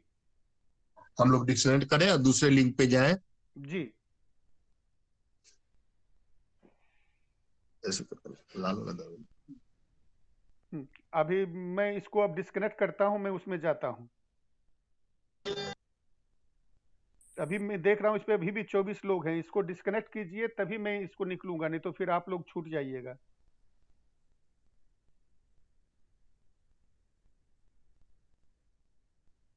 अभी भी 20 लोग हैं, आप लोग डिस्कनेक्ट कीजिए। क्रॉपिंग मस्ट है हमारी जैविक खेती में, मैंने बताया बायोडाइवर्सिटी, ये सारा कुछ है। अगर भैया आप इतना इजी है ना, सब्जी लगाए और सब्जी लगाने के बाद वो कीड़े आते हैं, है नहीं, कीड़े आते हैं, खास करके सब्जी की बात मैं बता रहा हूँ, कीड़े आएंगे। आप गोबर का जो कंडा होता है, जो गोबर का गोईठा बोलते हैं, उसको जो राख उसकी होती है उसको उठाइए, और शीत जब पड़ा रहता है ऊपर से आसमान से जो गिरता है हमारे पत्तों पे शीत मॉइस्चर, तो सवेरे सवेरे उसको छिड़क दें, तो देखिए देखिए कि क्या होता है। कुछ भी नहीं आएगा, कुछ भी नहीं आएगा। और बहुत बहुत धन्यवाद नरेंद्र भाई साहब, हमारे मध्य प्रदेश से बहुत बड़े जैविक किसान है और बहुत अधिक अनुभवी है। बहुत बहुत धन्यवाद, आपको देख के और भी हमारा एनर्जी बढ़ा। चलिए, तो ये राख छीट दीजिए गोबर का, और उसके बाद से वो सारे कीड़े भाग जाएंगे। और नीम के बताया पेस्टिसाइड्स दी बेस्ट है। एजाडिक्टिन होता है, एजाडिक्टिन एक उसमें नेचुरल केमिकल होता है, वो एजाडिक्टिन किसी भी इंसेक्ट पेस्ट को कंट्रोल करने में सफिशियंट है, जो नीम के निमोली में होता है नहीं। तो सारी बात ये सब हो गई। अब देसी बीज वगैरह सब बताते ही रहा। और वीड्स पे मैं थोड़ा सा बोल दूं, क्योंकि परेशान होते हैं हमारे किसान कि वीड्स एक समस्या है। नहीं, वीड्स हमारी समस्या नहीं, ये हमारी प्राकृतिक व्यवस्था है। वीड्स हमारी प्राकृतिक व्यवस्था है। वीड्स हमें संकेत देता है कि हमारी मिट्टी बहुत कड़ी है, तो उसी में उसी तरह के वीड्स आएंगे, उसी तरह के खरपतवार आएंगे। जो हमारी भुरभुरी मिट्टी, बलुई मिट्टी है, उसके अंदर अलग टाइप के आएंगे, वो संकेत है कि हमारी मिट्टी कैसी है। वो पहचानना पड़ेगा, हमें उसके साथ दोस्ती करके घुलना मिलना पड़ेगा। उसके प्रति हम एक दूसरे को बस ये एकदम घुल मिल जाएंगे, सारा कुछ समझते चले जाएंगे, सारा कुछ बहुत इजी तरीके से समझते चले जाएंगे। तो खरपतवार हमारी समस्या नहीं है। केमिकल को बंद कीजिए, पेस्टिसाइड फर्टिलाइजर को बंद कीजिए, जितना अधिक देंगे उतना अधिक कड़ा कड़ा खरपतवार आएगा, हार्ड वाला खरपतवार आएगा जो आपको परेशान करेगा और नहीं दूर कर सके। पेस्टिसाइड देंगे, हर्बिसाइड्स देंगे। विश्व में कोई हमको हर्बिसाइड्स कंट्रोल करके वीड्स दिखा देगा क्या? ये ट्रूथ है, तो उसको मैं इसलिए बोल रहा हूँ। ये सारे जैविक जो खेती करते हो जानते हैं, और बड़ा इजी है। तो खरपतवार हमारी समस्या नहीं है। जब आप जैविक खेती करने लगेंगे, आफ्टर 1 ईयर से 1.5 साल के अंदर हमारे सपोर्टिंग वीड्स आने लगेंगे, छोटे छोटे आएंगे, जो कि कोई नाइट्रोजन फिक्सेशन करेगा, कोई क्या काम करेगा, हर एक काम बटा हुआ है वीड्स का। तो केमिकल पेस्टिसाइड और केमिकल फर्टिलाइजर बंद कीजिए, उसके बाद धीरे धीरे चमत्कार देखिए। कुछ दिन तो आपको सिंपल, केमिकल पूरा है तो उसको थोड़ा देना पड़ेगा। अब आगे आते हैं। अब ये सारी बातें हो गई, उसमें अब मैं कुमार धर्मेंद्र जी के प्रश्न को बाद में पढ़ूंगा। अब मैं टेक्नोलॉजी पे आता हूँ, जो कि मेन है, जो कि अभी तक समझ रहे होंगे कौन सी ऐसी टेक्नोलॉजी है जो कि वर्ल्ड की चीपेस्ट और बेस्ट टेक्नोलॉजी है। अरे भाई साहब, जब आप बीज अपना रखेंगे, जब आप अपना फर्टिलाइजर रखेंगे, बनाएंगे घर पे, जिसमें पैसा न लगे। अगर मैं बोलूंगा बाद में, आप हमारे प्रश्न उत्तर काल में बोल देंगे कि हाँ इसमें पैसा लगता है, लेकिन कुछ दिन के लिए, 6 महीने के लिए, साल भर के लिए आपको पैसा लग सकता है। मैं वैसा चीज बताने जा रहा हूँ, और बड़ा ही प्रभावकारी है। मैंने आपको बोल दिया, गोबर की खाद बोलूंगा तो समझे आप, हो सकता है सोचेंगे कि अरे आदमी पागल है क्या, कहां से शिवपाल जी ने बुला लिया। कच्चा गोबर, कृषि वैज्ञानिक बोलते हैं कि कच्चा गोबर डालने से बैड बैक्टीरिया पैथोजेंस बढ़ते हैं, और वो क्या बोलते हो नेपाली में धमीला बोलते हैं, और ये हमारा ये क्या बोलते हो जो लकड़ी खाता है, थोड़ा सा भाषा में हम कंफ्यूज हो जाते हैं, नेपाल में हम 30 साल से करीब है, तो क्या बोलते हैं धमीला दीमक। बोलते हैं नेपाली में, जो हमारे दीमक दीमक दीमक दीमक दीमक सॉरी, याद करने के लिए धन्यवाद, थोड़ा कंफ्यूज रहते हैं नेपाल में 30 वर्ष। तो दीमक, तो ये सब कुछ भी समस्या नहीं है। हमारे भाई साहब बैठे हैं राठौर साहब, जो कि धार जिले से हैं, और ये भी यूज करते हैं, और बहुत सारे किसान यूज करते हैं। अब आ जाइए टेक्नोलॉजी पे, बड़ा ही इजी टेक्नोलॉजी, बड़ा ही सबसे the best and cheapest in this world. ये शब्द अगर आपको समझ में नहीं आएगी 4-6 महीने ये यूज करने के बाद, फिर आप मुझे कॉल करके व्हाट्सएप पे बताएंगे। वेलकम है, हमेशा वेलकम है। और जितनी भी जानकारी मैं बोल रहा हूँ, जितने भी लोग हैं, जितनी भी जानकारी हो, एक शाम के समय में आप मेरे व्हाट्सएप पे कॉल कर सकते हैं 9 बजे तक, 7 बजे से 9 बजे तक 2 घंटा हमारा फ्री रहता है, सवेरे का भी वैसे रहता है। तो अब आ जाइए टेक्नोलॉजी पे। मैंने बहुत सा टेक्नोलॉजी किया इस 30 वर्षों में, खरीद के भी किया, सुभाष पालेकर के टेक्नोलॉजी भी किया, तो उसमें केवल गोबर है, गाय पालना है। चलो भैया, कुछ किसान सोचेंगे गाय नहीं पाल के कैसे होगा भैया, ये तो बड़ा लफड़ा है, देसी गाय तो दूध देगी तो उसके गोबर गोमूत्र में, अब जब सोच लेंगे, जब देखेंगे फायदा तभी ना पालेंगे। चलो भाई, चलो ठीक है। अब आ जाइए, मैं एक बार बता दे रहा हूं इस शुरुआत में, टेक्नोलॉजी को बताने की शुरुआत में, cow dung is not a manure. गोबर खाद नहीं होता है। बिल्कुल पागल समझ गए होंगे आप हमको, लेकिन अभी कहेंगे नहीं आदमी ठीक बोल रहा है। रंजन सिंह केवल अनुभव की इस बात शेयर कर रहा है, cow dung is not a manure which beneficial bacteria or beneficial present in our cow dung, that is our beneficial product। गोबर खाद नहीं है। गोबर के जो छिलके हैं वो खाद का काम नहीं करता, वो एक ऑर्गेनिक मैटर है, वो बेकार चीज नहीं है। लेकिन गोबर के अंदर, अरे जर्सी गाय का भी गोबर है, उसके अंदर 50 लाख भी 1 ग्राम में बैक्टीरिया नहीं होता, और यहाँ पे आपको 500 करोड़ बैक्टीरिया होते हैं। तो बैक्टीरिया ने बेनिफिशियल है, तो गोबर खादे या बेनिफिशियल है। जर्सी गाय गोबर दीजिए, उससे फायदा लेके दिखा दीजिए। चलिए, तो मैं जो टेक्नोलॉजी बता जा रहा हूं वो क्यों द चीपेस्ट एंड बेस्ट है, सबसे सस्ता और सबसे प्रभावकारी, द बेस्ट प्रोडक्शन लेने वाला, देने वाला कैसे है, ये आगे समझ जाएंगे। जितने भी गाय के गोबर के अंदर बेनिफिशियल बैक्टीरिया और फंगस हैं, वो सारे देवता के रूप में मैं मानता हूं, हमसे छोटे हैं उम्र में, लेकिन व्यक्ति छोटा नहीं होता है, उनका बड़ा काम बड़ा होता है। तो डॉक्टर कृष्ण चंद्रा, काफी लोग इसमें नाम भी सुने होंगे, और लिक्विड वेस्ट डिकम्पोजर उन्होंने डेवलप किया है, जो कि वर्ल्ड के 60 देशों में अभी तक जा चुका है, और बहुत ही चमत्कारी रिजल्ट दे रहे हैं। मैं इसको 5 साल से यूज कर रहा हूं, इसलिए मैं इसके बारे में आपको कॉन्फिडेंटली बता रहा हूं। मैं कोई भी बातें बिना प्रैक्टिकल नहीं बता रहा।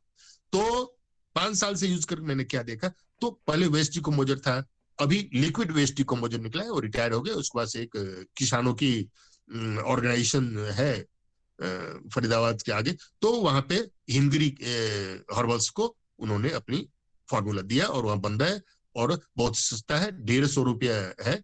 शुरू में 50 रुपये रखा गया था, तो बाद में पोसाया नहीं, वो कॉस्ट किसान का ही है, लेकिन तो वो 150 रुपया है इंडियन करेंसी। और उसके बाद से वो एक बोतल लेने से जिंदगी भर दोबारा नहीं खरीदना पड़ेगा। कैसे? जैसे आप पड़ोसी हैं 2 आदमी, कोई हमारे घर में दही नहीं है, मैं दही का जोरन लेने जाऊंगा, या तो दुकान से खरीद के लाऊंगा, या पड़ोसी को पहले देखूंगा कि अरे भाई 1 चम्मच जोरन दीजिए दही का। ले आया, दही बनाया, दही बनाने के बाद दही खाने से पहले में उसका जोरन को निकाल के हमारे गृहिणियां घर में रखती हैं। तो जिंदगी भर हम दही बनाते रहते हैं ना, उसी तरह वो क्या है, बैक्टीरिया डेवलप हो जाता है दूध में जोरन देने से, वही फिर सारा बैक्टीरिया हो गया, उसका दही बन गया, उसके बाद से जोरन निकालते, फिर सारा दही खाते, फिर कल के लिए जोरन वो डाल देते, यूज करते, जिंदगी भर बनते रहते हैं। उसी तरह से लिक्विड वेस्ट डिकम्पोजर जो है, इसको ओरिजिनल वेस्ट डिकम्पोजर भी बोलते हैं, नाम रखा गया है। इसमें गोबर के अंदर जितने भी बेनिफिशियल बैक्टीरिया और फंगस है, सारे इसके अंदर डॉक्टर कृष्ण चंद्रा सर ने डाल दिया। और बड़े मजे की बात, ये बहुत बड़ी बात बताने जा रहा हूं, विश्व में किसी भी वैज्ञानिक ने जो रिसर्च करके अभी तक किसानों को नहीं दिया है, वो इस liquid waste decomposer, original waste decomposer के अंदर डॉक्टर कृष्णचंद्रा सर ने डाला है, जो NCO of national organic research centre Ghaziabad, ये एशिया की सब जानी मानी संस्थान है, हमारे भारत सरकार की है। तो ये वहां से वेस्ट डिकम्पोजर डेवलप हुआ था, उससे भी बहुत सुपर पावरफुल ये लिक्विड वेस्ट डिकम्पोजर जो कि भी अवेलेबल है और मिल रहा है, और जो कि जिंदगी भर एक बोतल लेने से चलेगा, उसको सुरक्षित रखेंगे तो इसके अंदर गाय के अंदर गोबर के अंदर सारी बैक्टीरिया जो मिलती है, बेनिफिशियल बैक्टीरिया फंगस सारे हैं, तो माइक्रोब्स की संख्या तो हमारे मिट्टी में देना बड़ा आसान हो गया। अब इसको बनाने की विधि देख लीजिए, 200 लीटर पानी में बनाइए या 100 लीटर में बनाइए या 50 लीटर में बनाइए या 1000 लीटर में बनाइए, एक बोतल जो 150 रुपए का मिलता है वो आप उसके अंदर 200 लीटर पानी में प्लास्टिक के ड्रम में डालना है या गड्ढा करके सिल्फोनी लगा के उसको वाटरप्रूफ गड्ढे को करके और उसके अंदर पानी भर दीजिए, कितना लीटर पानी डाला उस हिसाब से उसमें शक्कर डालिए, मिठा बोलते हैं जिसको, गुड़ बोलते हैं, तो वो डाल दीजिए और उसके बाद से फिर ये एक बोतल डाल दीजिए। तो 50 लीटर बनाइए या 1000 लीटर बनाइए या 200 लीटर बनाइए 100 लीटर बनाइए, एक डब्बा काफी है। पहली बार बना लिए, ये मदर कल्चर हो गया। अब ये मदर कल्चर 200 लीटर बना लिए, अब इसी में से निकाल के आपको जोरन की तरह जितना भी अधिक बनाना है बना चाहिए। राजस्थान में और गुजरात में ऐसे ऐसे लोग जो कि 4-4 लाख लीटर डिकम्पोजर बनाते हैं, बहुत बड़ा गड्ढा कर दिए हैं, 2-2 लाख लीटर, 1-1 लाख लीटर, 50-50 हजार लीटर बनाते हैं, और उनका बहुत बड़ा एरिया है, सैकड़ों एकड़ का, उसमें वहां पे आपको डिफरेंट टाइप के हॉर्टिकल्चर लगाए हुए हैं, है हमारे ग्रुप में, व्हाट्सएप ग्रुप में। तो ये चीज है, तो यूज दे। अब बताइए कि कितना इजी है। गुड़ लगा आपको ना, आप आगे प्रश्न करेंगे ना प्रश्नोत्तर काल में कि आपने कहा था पैसा नहीं लगेगा, 1 साल बोला था ना कि 1 साल तक कुछ पैसा लगेगा। तो गुड़ आप बनाते हैं क्या चीज से? शुगर कैन से बनाते हैं। रंजन जी, एक प्रश्न है कि ये डिकम्पोस्टर कहाँ मिलता है, ये अनुपम का प्रश्न है, कैसे खरीदे? मैं अनुपम जी को मेरा व्हाट्सएप, हर एक लोग जो चाहेंगे, मैं व्हाट्सएप नंबर अभी बोल रहा हूँ, फिर बाद में छूट जाए। मेरा व्हाट्सएप नंबर प्लीज नोट कर सकते हैं सारे लोग। मैं नेपाल में रह रहा हूँ, इसलिए नेपाल का नंबर मेरा व्हाट्सएप है 00977, प्लीज नोट डाउन। ये कंट्री कोड बता रहा हूं मैं, 00977, ये कंट्री कोड हो गया है 00977।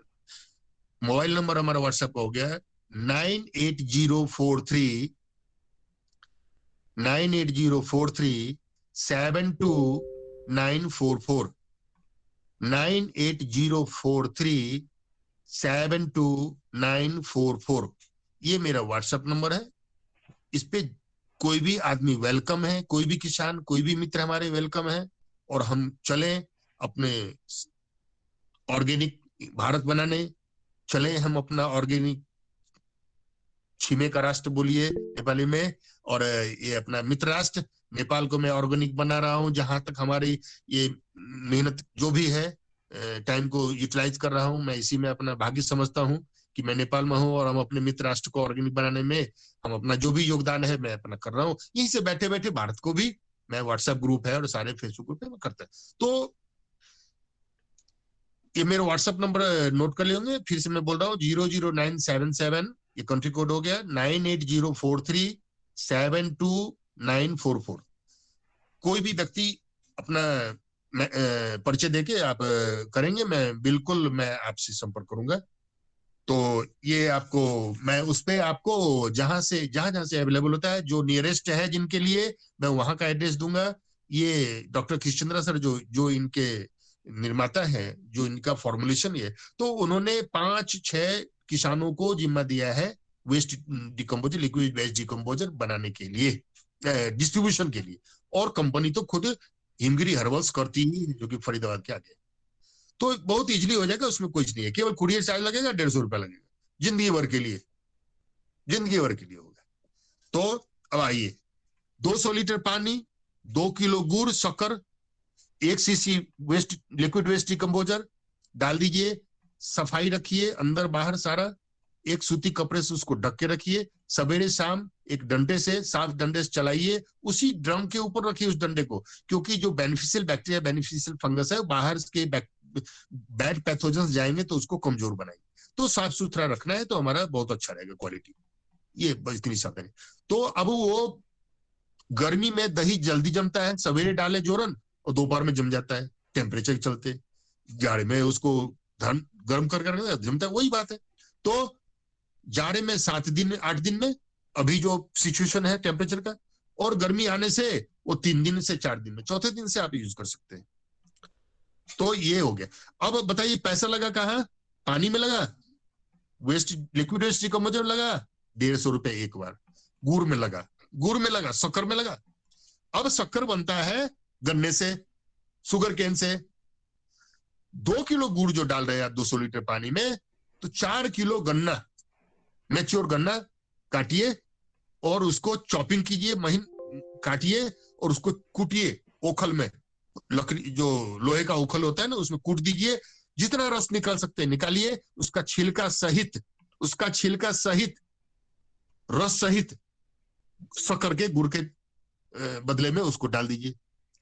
तो जब हमें अपने खेत के एक कोने में अगर हम शुगर केन जितना रिक्वायर्ड है हमको, हम अगर लगा देते हैं तो आफ्टर 10 मंथ 10 महीने में शुगर केन तैयार होती है। उसके बाद पैसा क्या चीज में लगेगा? मेरे सारे किसान मित्रों को मैं जवाब देंगे, अगर नहीं संतुष्ट होंगे तो प्रश्नोत्तर कर ले। तो पैसा कहाँ लगा? पानी में नहीं लगा। एक बार 150 रुपए मंगाया, फिर इसको मैं मंगाया। देसी गाय मस्ट है, देसी गाय का गोबर बहाइए, पीछे से कच्चा मैं फिर से रिपीट कर रहा हूं प्रेशराइज करके, देसी गाय का गोबर जूट बैग में रखिए भर के, और जब आप इरिगेशन करते हैं उसको बोरे को रख दीजिए मुंह पे, जहां से खेत में पानी इन कर रहा है, और फोर्स में वो उसको धोते जाएगा गोबर का, उससे निकलते जाएगा धीरे धीरे, और पीछे से वेस्ट डिकम्पोजर का ड्रम में बना हुआ उसको टेप से नीचे टेप लगा रहेगा, धीरे से उसको खोल देना है, कितना हमको डालना है उस हिसाब से वो वेस्ट डिकम्पोजर भी पीछे से जाएगा। उसमें भी असंख्य जीवाणु है हमारे बेनिफिशियल बैक्टीरिया फंगा, और गोबर भी जा रहा है, कमाल कर देगा और कार्बन की मात्रा बहुत जल्दी बढ़ेगा। ठीक है, अगर देसी का एक समस्या है हमारे मान शहर के पास है जो भी समस्या, तो वेस्ट डिकम्पोजर से आप अच्छी तरह से काम चला सकते हैं। और जो मैं पहले बताया ग्रीन मैन्योरिंग और मल्चिंग है, सारा कुछ जरूरी है। तो ये हो गया डिकम्पोजर बनाने की विधि। अब ये डिकम्पोजर करता क्या क्या है, आपके अंदर प्रश्न आएगा। डिकम्पोजर जो नहीं जान रहे, काफी लोग कुछ इसके बारे में जान भी रहे हैं। ये डिकम्पोजर क्या करता है? ये फर्टिलाइजर का भी काम करता है। इसके अंदर nitrogen fixing bacteria, potassium obligating bacteria, phosphate soluble bacteria, ये सारे हैं। ये माइकोराइजा जैसे बैक्टीरिया भी इसके अंदर पाए जाते हैं, जो अभी लिक्विड वेस्ट डिकम्पोजर बना है। और मैं छूट गया, थोड़ा सा ट्रैक चेंज कर दिया था, इसमें कार्बन फिक्सिंग बैक्टीरिया है जो कि वर्ल्ड में किसी वैज्ञानिक ने रिसर्च करके नहीं दे पाया है किसानों को। इसी लिक्विड वेस्ट डिकम्पोजर में कार्बन फिक्सिंग बैक्टीरिया है, जो हमारे पॉल्यूशन है हमारे नेचर में, और वो जो कार्बन है हमारे प्रकृति में जो कि पॉल्यूशन कर रहे हैं, अधिक कार्बन की मात्रा है, उस कार्बन को खींच के ये कार्बन फिक्सिंग बैक्टीरिया जो लिक्विड वेस्ट डिकम्पोजर में है, जब आप लिक्विड वेस्ट डिकम्पोजर को बना के जब बहाएंगे खेत में, तो वो बैक्टीरिया जो उसमें है असंख्यों की मात्रा में है, वो नेचर से कार्बन को खींच के वो आपकी मिट्टी में, सॉइल में फिक्स करेगा। कार्बन की मात्रा भी बढ़ गई और नेचर भी सुरक्षित हो रहा है। तो कितना अच्छा और कितना सस्ता और कितना सरल ये टेक्नोलॉजी है। तो फर्टिलाइजर का भी काम करता है। इसके अंदर मैं बताया कि जो भी तत्व हमारे 16 तत्व है, सारे को फिक्स करने वाले बैक्टीरिया, बेनिफिशियल बैक्टीरिया, फंगस इसमें है ना। तो ये चीज है। ये पेस्टिसाइड का भी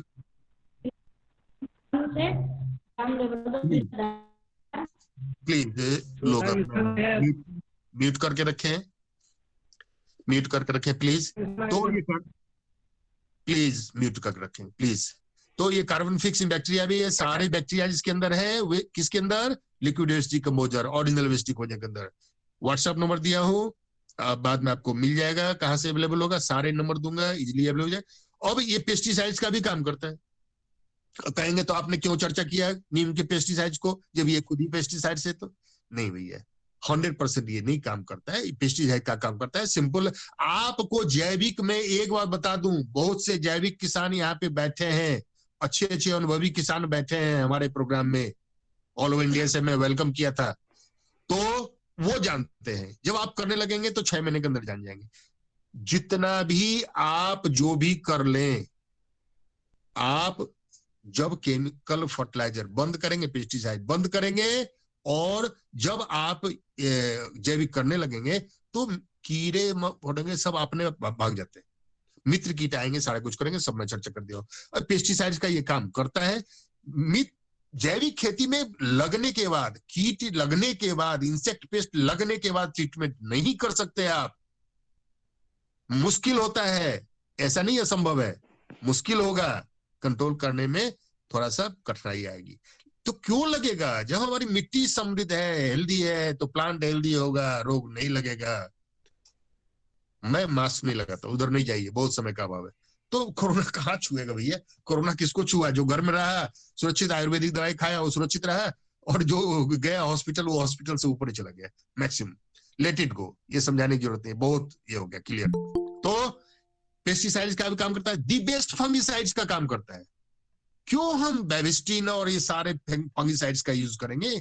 क्यों हम यूज करेंगे? यूज करके तो देखिए, दी बेस्ट फंगिसाइड्स का काम करता है original waste decomposer, liquid waste decomposer, fertiliser, pesticides, fungicides, antiviral, सारा काम करता है। अब बताइए क्या चाहिए? करके तो देखिए प्लीज, मैं वेलकम करता हूं। समृद्ध भारत बनाने के लिए एक कदम हम लोग आगे बढ़ाएं, और खुद नहीं, अपने करके जो भी अनुभव पाते हैं, इसको अपने भारत में हमारे नेपाल के मित्र लोग जो है अपने नेपाल में कर रहे हैं, और आगे और जोर से आगे बढ़ावे। इसी में हमारी खुशी है। हम जब स्वस्थ रहेंगे तो हम समृद्ध रहेंगे। छोटे किसान, गुड इवनिंग। राठौड़ जी के लड़के हैं, वो 10 वर्ष का लड़का है, वो ट्रैक्टर चलाता है, वो ट्रैक्टर चलाता है। थैंक यू बेटा, थैंक यू। वो ट्रैक्टर चलाता है, वो गीत गाता है, वो क्या करता है। मैं तो ऐसा होना चाहिए किसान परिवार। मैं क्यों इतना समय कम होने के बावजूद बोल रहा हूं, ये उत्प्रेरक के रूप में आपके अंदर काम करेगा। ये लड़का छोटा है, 10 वर्ष का है, और वो सारा कुछ करता है, मैं देख रहा हूं। तो किसान परिवार बनिए, लौटिए।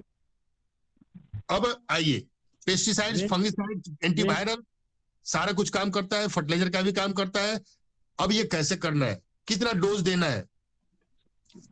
सिंह साहब। हाँ सर। सिंह साहब, हाँ बोलिए सर। ये अक्षय वेस्ट डिकम्पोजर पे वीडियो भी है इसके, काफी वेस्ट डिकम्पोजर का विश्लेषण किया है इसमें, कई वीडियो है इसके। मैं जी, मुझे संपर्क करेंगे, मैं सारा कुछ बाद में अवेलेबल करा दूंगा। कौन सर? विनोद भाई साहब बोल रहे हैं? नरेंद्र जी बोल रहे हैं, वो बोल रहे हैं। अच्छा जी, जी सब अवेलेबल हो जाएगा नरेंद्र साहब, तो आप तो है ही है हमारे साथ जुड़े हुए, तो सब अवेलेबल हो जाएगा। अभी बस समय का अभाव है। सारा कुछ हम लोग व्हाट्सएप पे एकदम नहीं भी परिचित है, तो इस कारण से हम लोग बहुत ही क्लोज होंगे, है नहीं? तो सारा काम करता है। अब डोज की बात कहिए, मैं एक एग्जाम्पल देके बता रहा हूं। मैं जो वीडियो भी भेजा था उनको, मैं आप लोगों भी जब जुड़ेंगे हम लोग व्हाट्सएप पे भेजेंगे कि 7 महीने के अंदर केमिकल बेस्ड मिट्टी के 40 कल्ले कैसे आए। 41 कल्ले में गिना था, तो एवरेज 38-40 का कल्ला आया था। छोटी बात नहीं है 7 महीने के अंदर। तो जब मैं सिंचाई करता था, प्याज लगाया था, किस अधिक पानी पटाएंगे, सिंचाई करेंगे तो अधिक वेस्ट डिकम्पोजर यूज करना पड़ेगा। तो मैं सबसे पहली बार 4000 लीटर बिना कुछ लगाए खेत में 4 बार 4,000 लीटर प्रति एकड़ मैं वेस्ट डिकम्पोजर को बहा दिया था पानी के साथ। उससे क्या होगा? पानी के मिट्टी के अंदर जितने भी बैड पैथोजेंस हैं, अगर आप 1 एकड़ में 4000 लीटर 4 बार अगर आप बहा देते हैं लिक्विड वेस्ट डिकम्पोजर पहली बार जैविक खेती शुरू करने से, तो वो सारे बैड पैथोजेंस को इरेट कर देगा, हटा देगा, सारा समाप्त हो जाएगा, और गुड पैथोजेंस की वृद्धि हो जाएगी, माइक्रोब्स की संख्या बढ़ती चली जाएगी, और मल्चिंग और सारा कुछ मैं बता दिया। तो ये सारी बातें हैं, ये आपको। अब धान की बात में आ जाइए, सीड ट्रीटमेंट भी करता है ये सीड ट्रीटमेंट भी करेगा। कौन सा ऐसा काम है जो कि नहीं करता है? क्या फिशरीज में काम नहीं करता है? वो सब जानकारी छोड़ दीजिए, अभी जैविक खेती का केवल जानकारी लीजिए। क्या ह्यूमन के लिए फायदेमंद नहीं है? क्या ह्यूमन के लिए फायदेमंद नहीं है? क्या क्या है ये हम लोग व्हाट्सएप पे एक ग्रुप बनाएंगे और उसके बाद से हम लोग इस बात पे चर्चा हमारी जारी रहेगी। संयुक्त रूप से एक ग्रुप बनाएंगे, मैं बनाऊंगा ग्रुप, व्हाट्सएप ग्रुप, और सारे लोग उसमें जुड़ेंगे स्पेशली इस ग्रुप के लिए। तो और तो है ये, तो ये मैं कह रहा था कि सारा कुछ करे। तो धान का एग्जाम्पल लेता हूँ। धान निकाले, उसको कादो करते हैं, इंडिया में कादो करना बोलते हैं, या पानी पटा के उसको बीज डालने के लिए, सीडलिंग तैयार करने के लिए करते। तो उसमें आप अपना वेस्ट डिकम्पोजर जो डालना है, जो मिट्टी तैयार कर रखिए, गोबर वोबर देके जो ऐसे तैयार कर रखना है, सीड को ट्रीटमेंट कीजिए वेस्ट डिकम्पोजर से। अब केवल वेस्ट डिकम्पोजर हमको यूज नहीं करना है, दी बेस्ट रिजल्ट के लिए इसमें माइक्रोन्यूट्रिएंट्स, सूक्ष्म तत्व, सेकेंडरी न्यूट्रिएंट्स, माइक्रोन्यूट्रिएंट्स सारे हमको उपलब्ध व्यवस्थापन करना है अच्छी तरह के दी बेस्ट रिजल्ट लेने के लिए। तो उसमें माइक्रोन्यूट्रिएंट्स बनाना पड़ेगा, इसी वेस्ट डिकम्पोजर से बनेगा। अब इसी वेस्ट डिकम्पोजर में 100 लीटर में 2-2 किलो सारा मटेरियल जो मैं बता रहा हूँ, 2 किलो मक्के का पाउडर, महीन जितना महीन हो सारा पाउडर बनाएंगे। 3 तरह की दाल का, कम से कम 3 तरह की दाल का। अरे एक ही दाल हम 6 किलो दे देंगे तो नहीं होगा, नहीं होगा। हर एक दाल में एंजाइम्स, विटामिन ए चाहिए, विटामिन B12 चाहिए, तो हरी चाहिए, हार्मोन चाहिए, ये सारे अलग अलग होते हैं। तो कम से कम 3 तरह की जो सस्ती दाल है, जो घुन खा गया है बाजार में कहीं मिल रहा है सस्ती, वो डाल दे पाउडर। 2-2 किलो मक्के का 2 kilo powder, 100 kilo liquid waste decomposer में 2-2 किलो मक्के का पाउडर, 2 किलो, जितना महीन पीसेंगे इतना जल्दी डिजोल्व होगा। और 3 तरह की दाल, 3 तरह के तेल पैदा करने वाले बीज, सरसों, अलसी, ये तिल, सूरजमुखी का बीज, ये कोई भी तेल निकलने वाला 3 तरह का बीज का पाउडर। 7 हो गए। मकई का 3 तरह की दाल, 3 तरह के तेल के बीज के पाउडर। अब उसमें लोहे का डाल दीजिए। सारे लोग जानते हैं, हम देखिए कितना इजी है ये टेक्नोलॉजी। सारे लोग हम जानते हैं कि आयरन भी चाहिए, कैल्शियम भी चाहिए, हर एक चीज चाहिए प्लांट को। तो आयरन के लिए कहा देंगे, अरे भैया 10-12 ठो कील होती है ना 4 इंची वाली, वो काटी लोहे वाली, स्टील वाली नहीं, वो डाल दीजिए। 7 तरह का वो हो गया पाउडर। लोहे की कील डाल दीजिए। तांबे का टुकड़ा है, टूटा फूटा बर्तन घर में फेंका हुआ, साफ करके उसको डाल दीजिए, 150-200 ग्राम का हो जाए 100 लीटर में। पीतल का टुकड़ा है कोई डाल दीजिए। तांबा नहीं है कोई बर्तन, कोई फालतू तार आपके घर में फेंका हुआ है, उसको जला दीजिए, वो प्लास्टिक जल जाएगा, और तांबे को पोटली करके बांध के उसको डाल दीजिए उसके अंदर। क्या पैसा लगे भैया?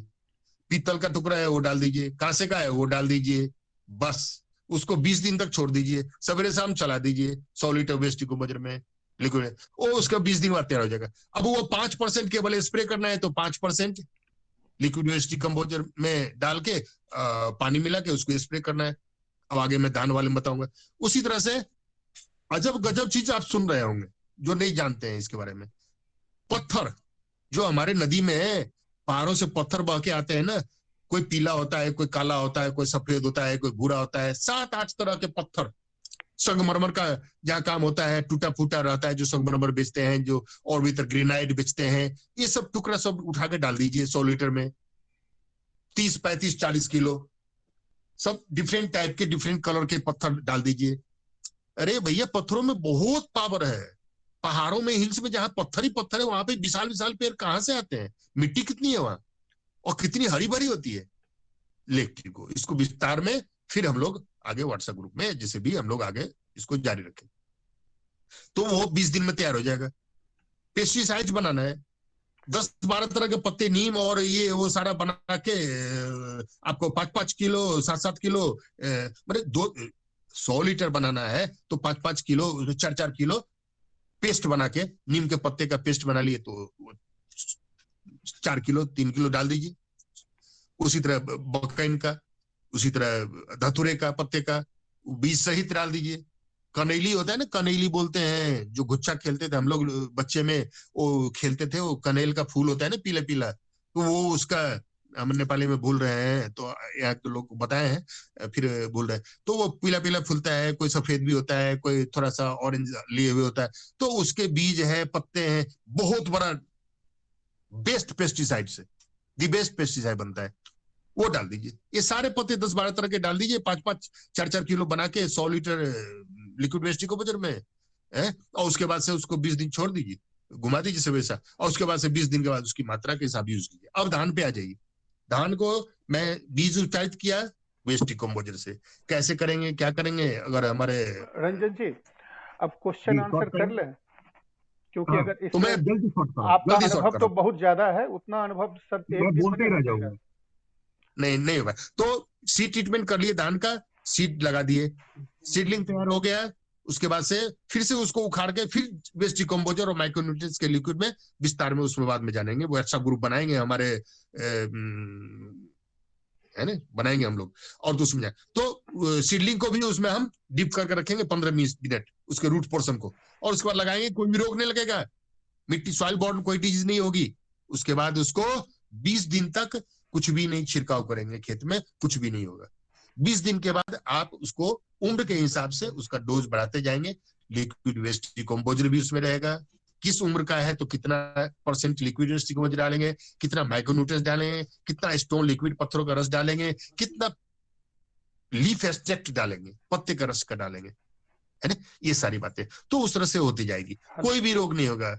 मैं जो प्रैक्टिकल अनुभव है मैं आपको शेयर किया हूं। अब हमारे प्रश्न उत्तर की तरफ हम चलें। जो हमारे पास अभी प्रश्न है, होस्ट साहब से मैं चाहूंगा कि अनुमति की, मैं जो हमारे मित्र नवादा वाले क्या नाम है हमारे, कुमार धर्मेंद्र जी है नाम उनका।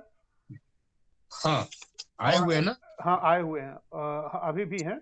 और रंजन जी मैं व्हाट्सएप पे सभी को बता रहा हूँ, व्हाट्सएप पे एक ग्रुप बना हुआ है, उसका लिंक मैं अभी भेज रहा हूँ चैट विंडो में, उसमें जिसको जुटना है उस लिंक पे क्लिक करके जुट सकते हैं।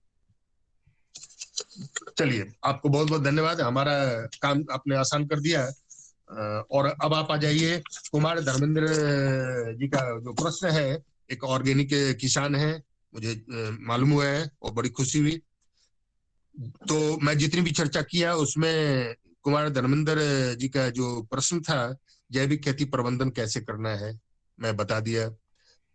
बढ़िया मोकामा टाल क्षेत्र, सोन नहर और कोसी क्षेत्र में बिहार की स्पेशली बात कर रहे हैं, ऑर्गेनिक खेती कैसे करें।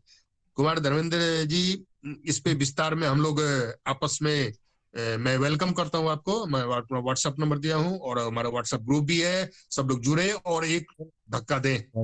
दिया हूं, कहां बात? Hello sir, mute please, please mute. अभी सेशन आ रहा है प्रश्न उत्तर का, फिर एक एक करके हम लोग बताएंगे। समय का चिंता मत कीजिए, होस्ट साहब हमारे ऑर्डर कर दिया है समय की। तो ये बरहिया मोकामा टाल क्षेत्र में, अरे भैया केवल पैदा ले रहे हैं मिट्टी से कुमार धर्मेंद्र जी हम लोग, और ले कुछ, उसको दे कुछ भी नहीं रहे, और सारा 22 मन खत्म हो गया, और सारा ये हमारा अभी 10 मन पैदा होता है हमारे बरहिया एरिया में। चना का, मसूर, चना का तो बहुत मुश्किल लग रहा है, हो जाता है किसी साल, बहुत कम लगाते हैं लोग, हिम्मत नहीं करते, क्योंकि आके कैटरपिलर उसको काट ही देगा, सारा तहस नहस कर देगा। और उसके बगल में मसूर है और खेसारी है और केरा है, उसको भी खा जाएगा, वही चना वाला सुंडी जो होता है वो कीड़ा। तो ये सारा कुछ कंट्रोल होगा, हम लोग बाद में डिस्कस करें। कोसी क्षेत्र में सारे जगह पे कैसे मिट्टी हमारी समृद्ध होगी, ये मैं बताया। ग्रीन मैन्योरिंग करना होगा, और आगे फिर हम लोग डिस्कशन करेंगे इस पे। मेरे गांव सुनो, नीची जमीन है ना, नीची जमीन है ना जहाँ पे, वहां ऑर्गेनिक खेती करने में मुझे जैसा समझ में आया हमारे कुमार धर्मेंद्र जी के प्रश्न से, कि नीची जमीन में हम अपने खेत में वेस्ट डिकम्पोजर बहाए और दूसरे के खेत का पानी आया, नहर से लाते हैं, वो बह के दूसरे खेत में चला जाएगा। उसका भी उपाय है, उसका भी हम विस्तार से हम लोग समझेंगे, व्हाट्सएप ग्रुप में समझेंगे और चैट से समझेंगे, सारा कुछ करेंगे। और किसानों को थोड़ा संगठित करना पड़ेगा, किसान को बताने से नहीं होता है। जो जागृत होते हैं दिमाग वाले, जिसके अंदर पागलपन सवार हो गया कि मैं सफल होऊंगा, रास्ता केवल मिलना चाहिए, बस वो सफल होते हैं। फिर उसके बाद आपके पीछे सारे लोग आएंगे, गांव के सारे लोग आएंगे, उस क्षेत्र के सारे लोग आएंगे। तो जैविक खेती, हमारे कुमार धर्मेंद्र जी का एक प्रश्न था, जैविक खेती में लागत मूल्य कम है, और मैं भी बताया सबसे सस्ती खेती, तो इतनी महंगी क्यों बिकता है? भाई साहब, आप एक खुद किसान हैं और एक ऑर्गेनिक किसान खेती आगे कर रहे हैं, तो इसका प्रश्न का बहुत छोटा मैं जवाब दूंगा कि जितना किसान का मेहनत है ना, उस मेहनत के बराबर कोई भी इंडस्ट्रियलिस्ट मेहनत नहीं करता। उसको स्टाफ रखे, लेबर रखे, एक किसानों के खून पसीने का कोई नहीं देता। आज मैं 63 वर्ष में जाता हूँ, मेरा पागलपन है, मेरा इंटरेस्ट है कि मैं 4 एकड़ खेती लेके मैं अपने को व्यस्त रखता हूँ, क्योंकि हमारा 63 एज हो गया। अगर हम ऑर्गेनिक नहीं खाएंगे और समाज को एक जो हम अपना नॉलेज है नहीं ट्रांसफर करेंगे, जो हमारा अनुभव है, तो हमारा बेकार है, हमारा अपना ये। तो हम ऑर्गेनिक भी नहीं खाएंगे, हम स्वस्थ भी नहीं रहेंगे। तो डेली हम 8-9 किलोमीटर है फार्म हमारा, डेली जाते हैं और डेली आते हैं, तो अच्छा लगता है। तो जैविक में जो मेहनत है किसान का, उसका कुछ भी नहीं है। और किसान ये बात सोच लीजिए, पेस्टिसाइड के लिए बता दिया, कोई समस्या नहीं है, कीट प्रबंधन का कोई समस्या नहीं है। फिर हमारी चर्चा आगे होगी वर्षा ग्रुप में। तो जैविक उत्पाद बेचने के लिए समस्या न समझिए, कुछ तो करना पड़ेगा हमारे मित्र, कुछ तो करना पड़ेगा। मैं अभी मशरूम प्रोडक्शन कर रहा हूँ। मैं अभी, हमारा एक भतीजा है, हमारे लड़के का साथी, मैं कहा चलो मैं भी चलता हूँ, और 7 to 10 days मैं बाइक से घूमूंगा विराटनगर शहर में, और उसके बाद से डायरेक्ट कस्टमर बनाऊंगा, ऑर्गेनिक मशरूम खिलाऊंगा। I am only one. Ranjan ji, नहीं हूँ Ranjan ji, please allow others to ask question. आप अपना अनुभव पूरा आज नहीं बता सकते हैं, लोगों को क्वेश्चन पूछने दीजिए। मैंने इनका बात बता रहा था कुमार धर्मेंद्र जी का, उसी में मैं बोला। तो बड़े क्षेत्र में खरपतवार नियंत्रण के ऊपर बोला है धर्मेंद्र जी ने। बड़े क्षेत्र में खरपतवार नियंत्रण की कोई बड़ी समस्या नहीं। जैसे आप ऑर्गेनिक करते जाएंगे, आपका सपोर्टिंग वीड्स आएगा जो कि आपके क्रॉप्स को सपोर्ट करेगा। इसमें निश्चिंत रहिए, डिटेल में चर्चा हम लोग आगे करेंगे। पेस्टिसाइड की बात हो गई। मिट्टी के अनुसार कार्बन और खाद और संतुलित रसायन आवश्यक है। उन्होंने पूछा है कि क्या हम समय पड़ने पर केमिकल पेस्टिसाइड्स का यूज कर सकते हैं। कोई आवश्यकता नहीं पड़ेगी कुमार धर्मेंद्र जी, ये मेरा अनुभव के आधार पर मैं बोल रहा हूँ। स्टार्टिंग में भी आपको जो मैं पेस्टिसाइड बताया अच्छा काम करेगा, आप बिल्कुल अस्वस्थ रहे, यही है। तो और थोड़ा सा प्रश्न है, जैविक उत्पादन में प्रोटीन, बड़ा अच्छा प्रश्न उन्होंने किया। जैविक उत्पादन में प्रोटीन, विटामिन ए और जिंक का व्यवस्थापन कैसे करेंगे? मैं बोल दिया, माइक्रोन्यूट्रिएंट्स बनाएंगे, उसमें हार्मोन्स है, विटामिन ए है, B12 है, हर एक दाल में बताया कि अलग अलग करना पड़ेगा। तो उस तरह से सारा जितना भी हमारा माइक्रोन्यूट्रिएंट्स है, सारा वहां व्यवस्थापन हो जाएगा। इसकी चिंता भी न करें, इसकी चिंता न करें कि कहां से वो जिंक आएगा। जिंक नहीं रहेगा तो धान कहां से होगा, तोरी होगी, सल्फर होगा तो कहां से होगा। इस सारा व्यवस्थापन हो जाएगा उसी में, माइक्रोन्यूट्रिएंट्स में और ओरिजिनल वेस्ट डिकम्पोजर और सारा जो हम बताया पत्थरों का सारा व्यवस्थापन उसी में हो जाएगा, नो डाउट्स। पालेकर जी की टेक्नोलॉजी में उन्होंने थोड़ा सा मैं चर्चा कर रहा हूँ वापसा, जिसको कि मॉइस्चर बोलते हैं, मॉइस्चर रूप में समझिए।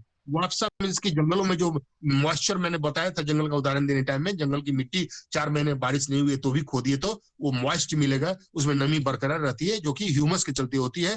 तो हम जब मल्चिंग करते हैं सुभाष पालेकर टेक्नोलॉजी में, और तो उसमें वो हम जीवामृत डालते हैं और घन जीवामृत यूज करते, तो वो सारा बैक्टीरिया है, बेनिफिशियल बैक्टीरिया जैसे कि वेस्ट डिकम्पोजर में है, वो थोड़ा लंबा टाइम लेता है सुभाष पालेकर टेक्नोलॉजी। और हर एक रोगों में, वायरल डिजीज में मैं 9 वर्ष तक किया, उतना प्रभावकारी नहीं लगा मुझे। और मेरे सारे मित्र हैं ऑल ओवर इंडिया में जो कि अच्छे तरीके से हाई क्वालिटी का ऑर्गेनिक फार्मिंग कर रहे हैं, तो उनका भी वायरल डिजीज में उनका थोड़ा प्रॉब्लम है। लेकिन ये टेक्नोलॉजी सबसे अचूक है। मैं बताने की, जीवामृत बनाइए, जीवामृत बनाइए, बहुत बड़ी बात बता रहा हूँ, जीवामृत बनाइए। गाय है तो, देसी गाय है तो, हमारे बांका से बुजुर्ग हमारे बैठे हैं, इस ग्रुप में सबसे बुजुर्ग बैठे हुए हैं, जहां सर बैठे हुए थे, तो वो गाय पाले। तो जीवामृत डालिए, जीवामृत बनाइए, 200 लीटर पानी, 10 किलो गोबर गोमूत्र और दाल सब डालते ना, 200 लीटर पानी की जगह पे 200 litre original waste decomposer, liquid waste decomposer डाल दीजिए।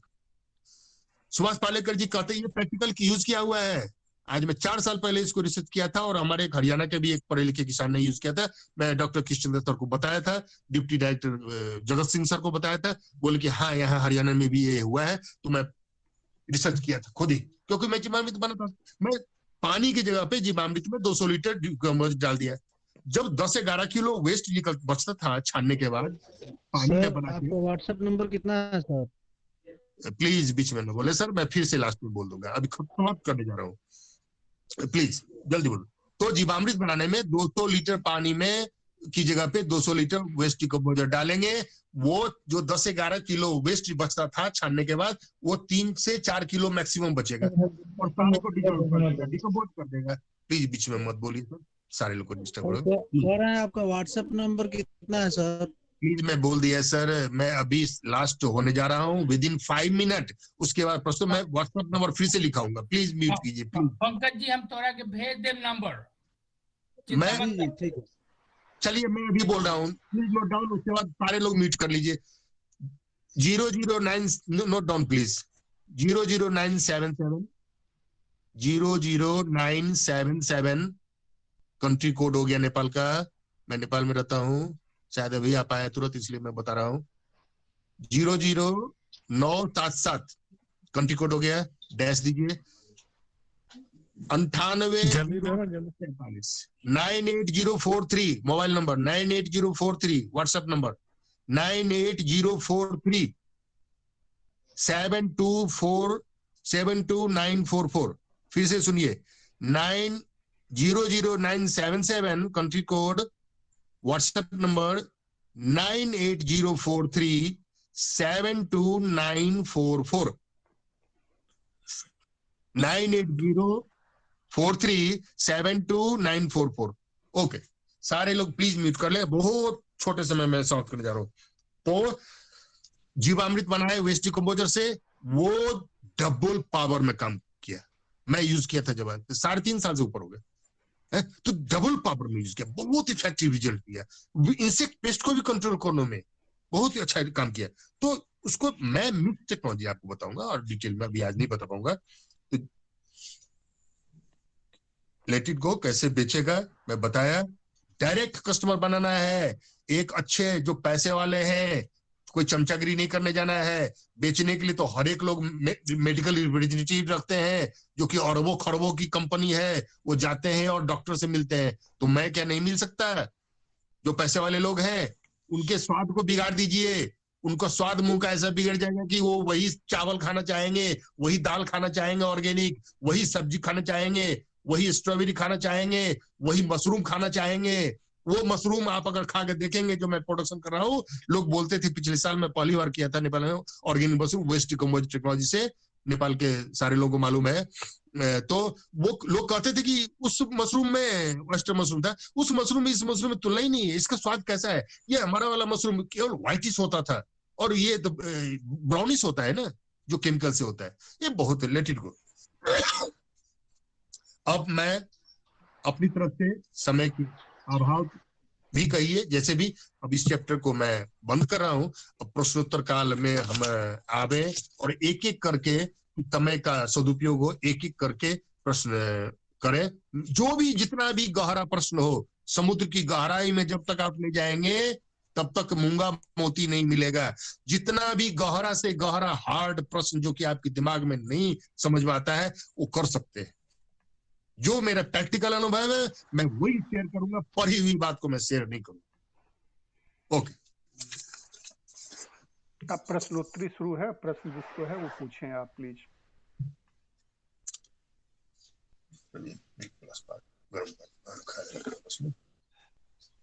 गिलास है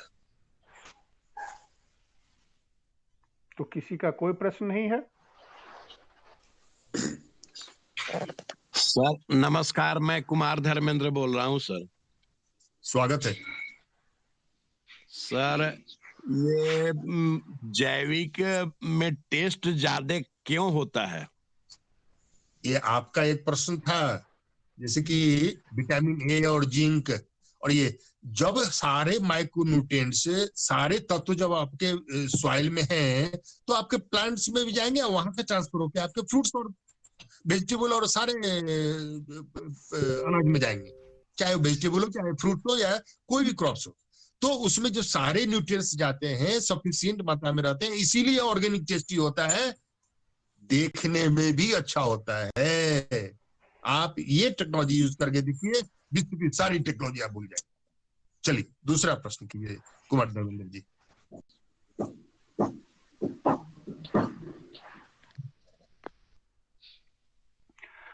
प्रश्न सोचिए। अगर प्रश्न नहीं है तो मैं एक चीज बताना चाह रहा था। अभी मैंने चैट शिव विंडो। कुमार जी, हाँ उधर एक सुधांशु सिंह जी हैं, वो अपना हाथ उठा रहे हैं, उनको कुछ प्रश्न है शायद। जी, सुधांशु जी जी पूछिए। सॉरी। नमस्कार, मैं अंशु कुमार बोल रहा हूँ सर। जी हाँ, मैं एक प्रश्न पूछना चाहता हूँ कि आजकल जो जैविक खेती में बाजार में जो भी इनपुट उपलब्ध हैं, जैसे अगर ट्राइकोडर्मा की बात करें या मैं जो भी अभी आप जी जो तो जो भी उसकी एक एक्सपायरी डेट होती है, क्या उस डेट के बाद वह उत्पाद कार्य नहीं करता है, उसकी कोई क्षमता नहीं होती है? सुधांशु सर हमारे बुजुर्ग आदमी है, कहाँ से हैं सर आप? मैं पटना से हूँ सर। पटना के नजदीक एक बिहटा एक जगह है, वहीं से मैं बोल रहा हूँ सर। बीटा बीटा कहाँ के सर? वो एक गांव है सर, जिसको अम्हारा कंचनपुर कहते हैं सर। अरे भाई तो हमारा रिलेटिव है, हमारा में हमारे शादी रिलेटिव को सब बाद में परिचित होगा। हमारा में हमारे सास हुई है हमारा की। चलिए, जी जी जी जी तारकेश्वर बाबू और ये लोग अख्तियारपुर, विक्रम अख्तियारपुर रिलेटेड को। तो बिल्कुल बिल्कुल। आपका प्रश्न का जवाब ये बता रहा हूँ, कोई भी जैविक चीज बाजार से न खरीदे।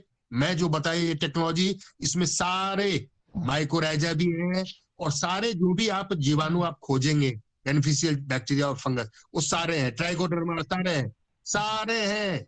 मैं गारंटी बता रहा हूँ, मैं हवा में बात नहीं कर रहा हूँ। डॉक्टर कृष्णदास सर ने बोला है कि धीरे धीरे मैं खोलूंगा चिट्ठा, एक ही बार खोल दूंगा तो कुछ डिस्टर्बेंस होगा। तो कार्बन फैक्ट्री बैक्टीरिया बता दिया उन्होंने, माइकोराइजा बता दिया, और भी बहुत सारा बैक्टीरिया बता दिया है, और भी बहुत बाकी, लेकिन गुप्त रूप में मुझे समझ में है, मालूम है। गोबर सीधा उन्होंने मुझे जवाब दिया था कि गोबर के अंदर जितनी भी बेनिफिशियल बैक्टीरिया फंगस है सारे इसके अंदर है। अब कहानी खत्म हो गई। तो ट्राइकोडर्मा नहीं खरीदना है, माइकोराइजा नहीं खरीदना है। एक्सपायरी तो उसकी देखना ही नहीं है हमारा वेस्ट कंपोजर का, ये एक्सपायरी नहीं होता है। नहीं, हम लोग सर जब आईपीएम की जब हम बात करते हैं, समेकित कीट प्रबंधन की, और उस प्रकार की चीजों पर हम अपनी खेती को बढ़ाए थे, तो उसमें विभिन्न उत्पाद जो मिले थे और उनकी एक्सपायरी थी 6 माह ही एक्सपायरी रहती थी। उसी से लगा कि यह चीजें आपसे मैं जानूं कि आखिर उन 6 माह के बाद, और एक मूल कारण यह भी होता था कि इन उत्पादों को बाजार में न मिलना, उसकी एक्सपायरी भी एक इसके पीछे होती थी कि बहुत कम टाइम में वह चीज लगता था कि खराब हो जाएगी, और इसको संक्षेप में मैं बता रहा हूँ। ओरिजिनल वेस्ट कंपोजर का बोतल जो है ना, वो डॉक्टर कृष्णदास सर ने मुझसे बोला है कि ये 15 साल तक की गारंटी है, नॉट वारंटी, बिगड़ेगा नहीं। लिक्विड वेस्ट कंपोजर, पाला वाला वेस्ट कंपोजर नहीं, इसका 3 साल था। लेकिन उसमें 5 इयर्स इसलिए लिखा गया है कि पूरे वर्ल्ड में 5 इयर्स गारंटी इसलिए लिखा गया है कि पूरे वर्ल्ड में उसके बोतल में लिखा हुआ है वर्ल्ड फार्मर्स यूज, और 5 इयर्स गारंटी, बिगड़ेगा नहीं। क्यों? क्योंकि वर्ल्ड में 5 साल से अधिक रखने वाला कोई जैविक पदार्थ बना ही नहीं है, कोई ऐसा नहीं है। लेकिन ये 15 वर्ष तक रहेगा, इसकी चिंता मत कीजिए, बना लेके रख देंगे, ये बना रहेगा। विस्तृत जानकारी गहराई के लिए बिल्कुल व्हाट्सएप ग्रुप है, और हमारे होस्ट साहब ने बोल दिया है, उसमें जुड़िए, फिर देखिए मजा। और जो भी दिमाग में बैठा हुआ है जंग हमारा, उसको प्लीज हटा दीजिए। मैं रिक्वेस्ट करता हूँ, हमारे बुजुर्ग हैं और सारे लोग को रिक्वेस्ट करता हूँ, जंग को नहीं हटाइएगा। जो हमारे दिमाग में बैठा हुआ है, विदाउट केमिकल नहीं होगा, विदाउट बाजार से खरीदा नहीं होगा, फिर कभी एक किसान नहीं तरक्की कर सकता, नहीं कर सकता, नहीं कर सकता, नहीं कर सकता। सही पूछना है सर। जी बोलिए। पंकज जी आप पूछो।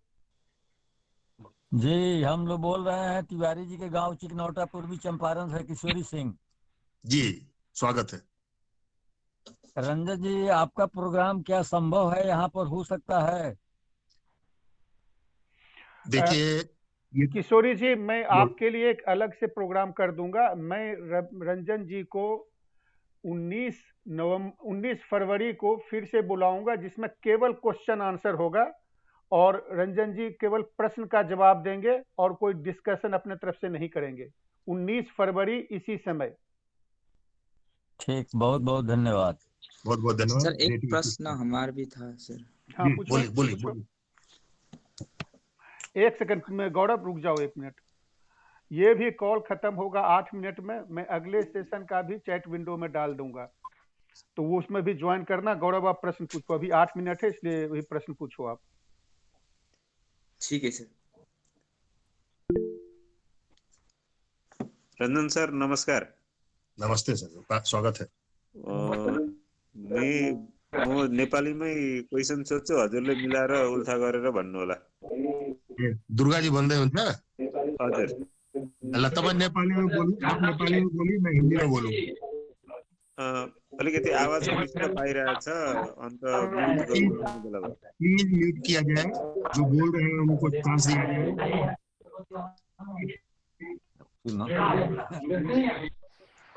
म्यूट प्लीज, डिस्टर्ब हो रहा है, सारे लोग म्यूट करें और जो बोल रहे हैं उनको चांस दें, सारे लोग के लिए फायदा होगा। जी दुर्गा जी भन्नुस्। म सबै यो जैविक खेती गर्नुहुने किसान महानुभावहरूलाई एकदम हृदयदेखि नै सलाम गर्न चाहन्छु। र तपाईले जुन कुरा उठाउनु भएको छ, एउटा स्वस्थ आमाले मात्रै स्वस्थ खानेकुरा त्यो आमाले खान्छ अनि मात्रै स्वस्थ बच्चा जन्मिन्छ। यो कुरो ध्रुव सत्य हो र तपाईले मेरो धेरै कुराहरू पनि हेर्दै हुनुहुन्छ। यसमा एकदम म हजुरप्रति नमन छु र मेरो क्वेसन चाहिँ अलिकति केसँग सम्बन्धित छ भनेदेखि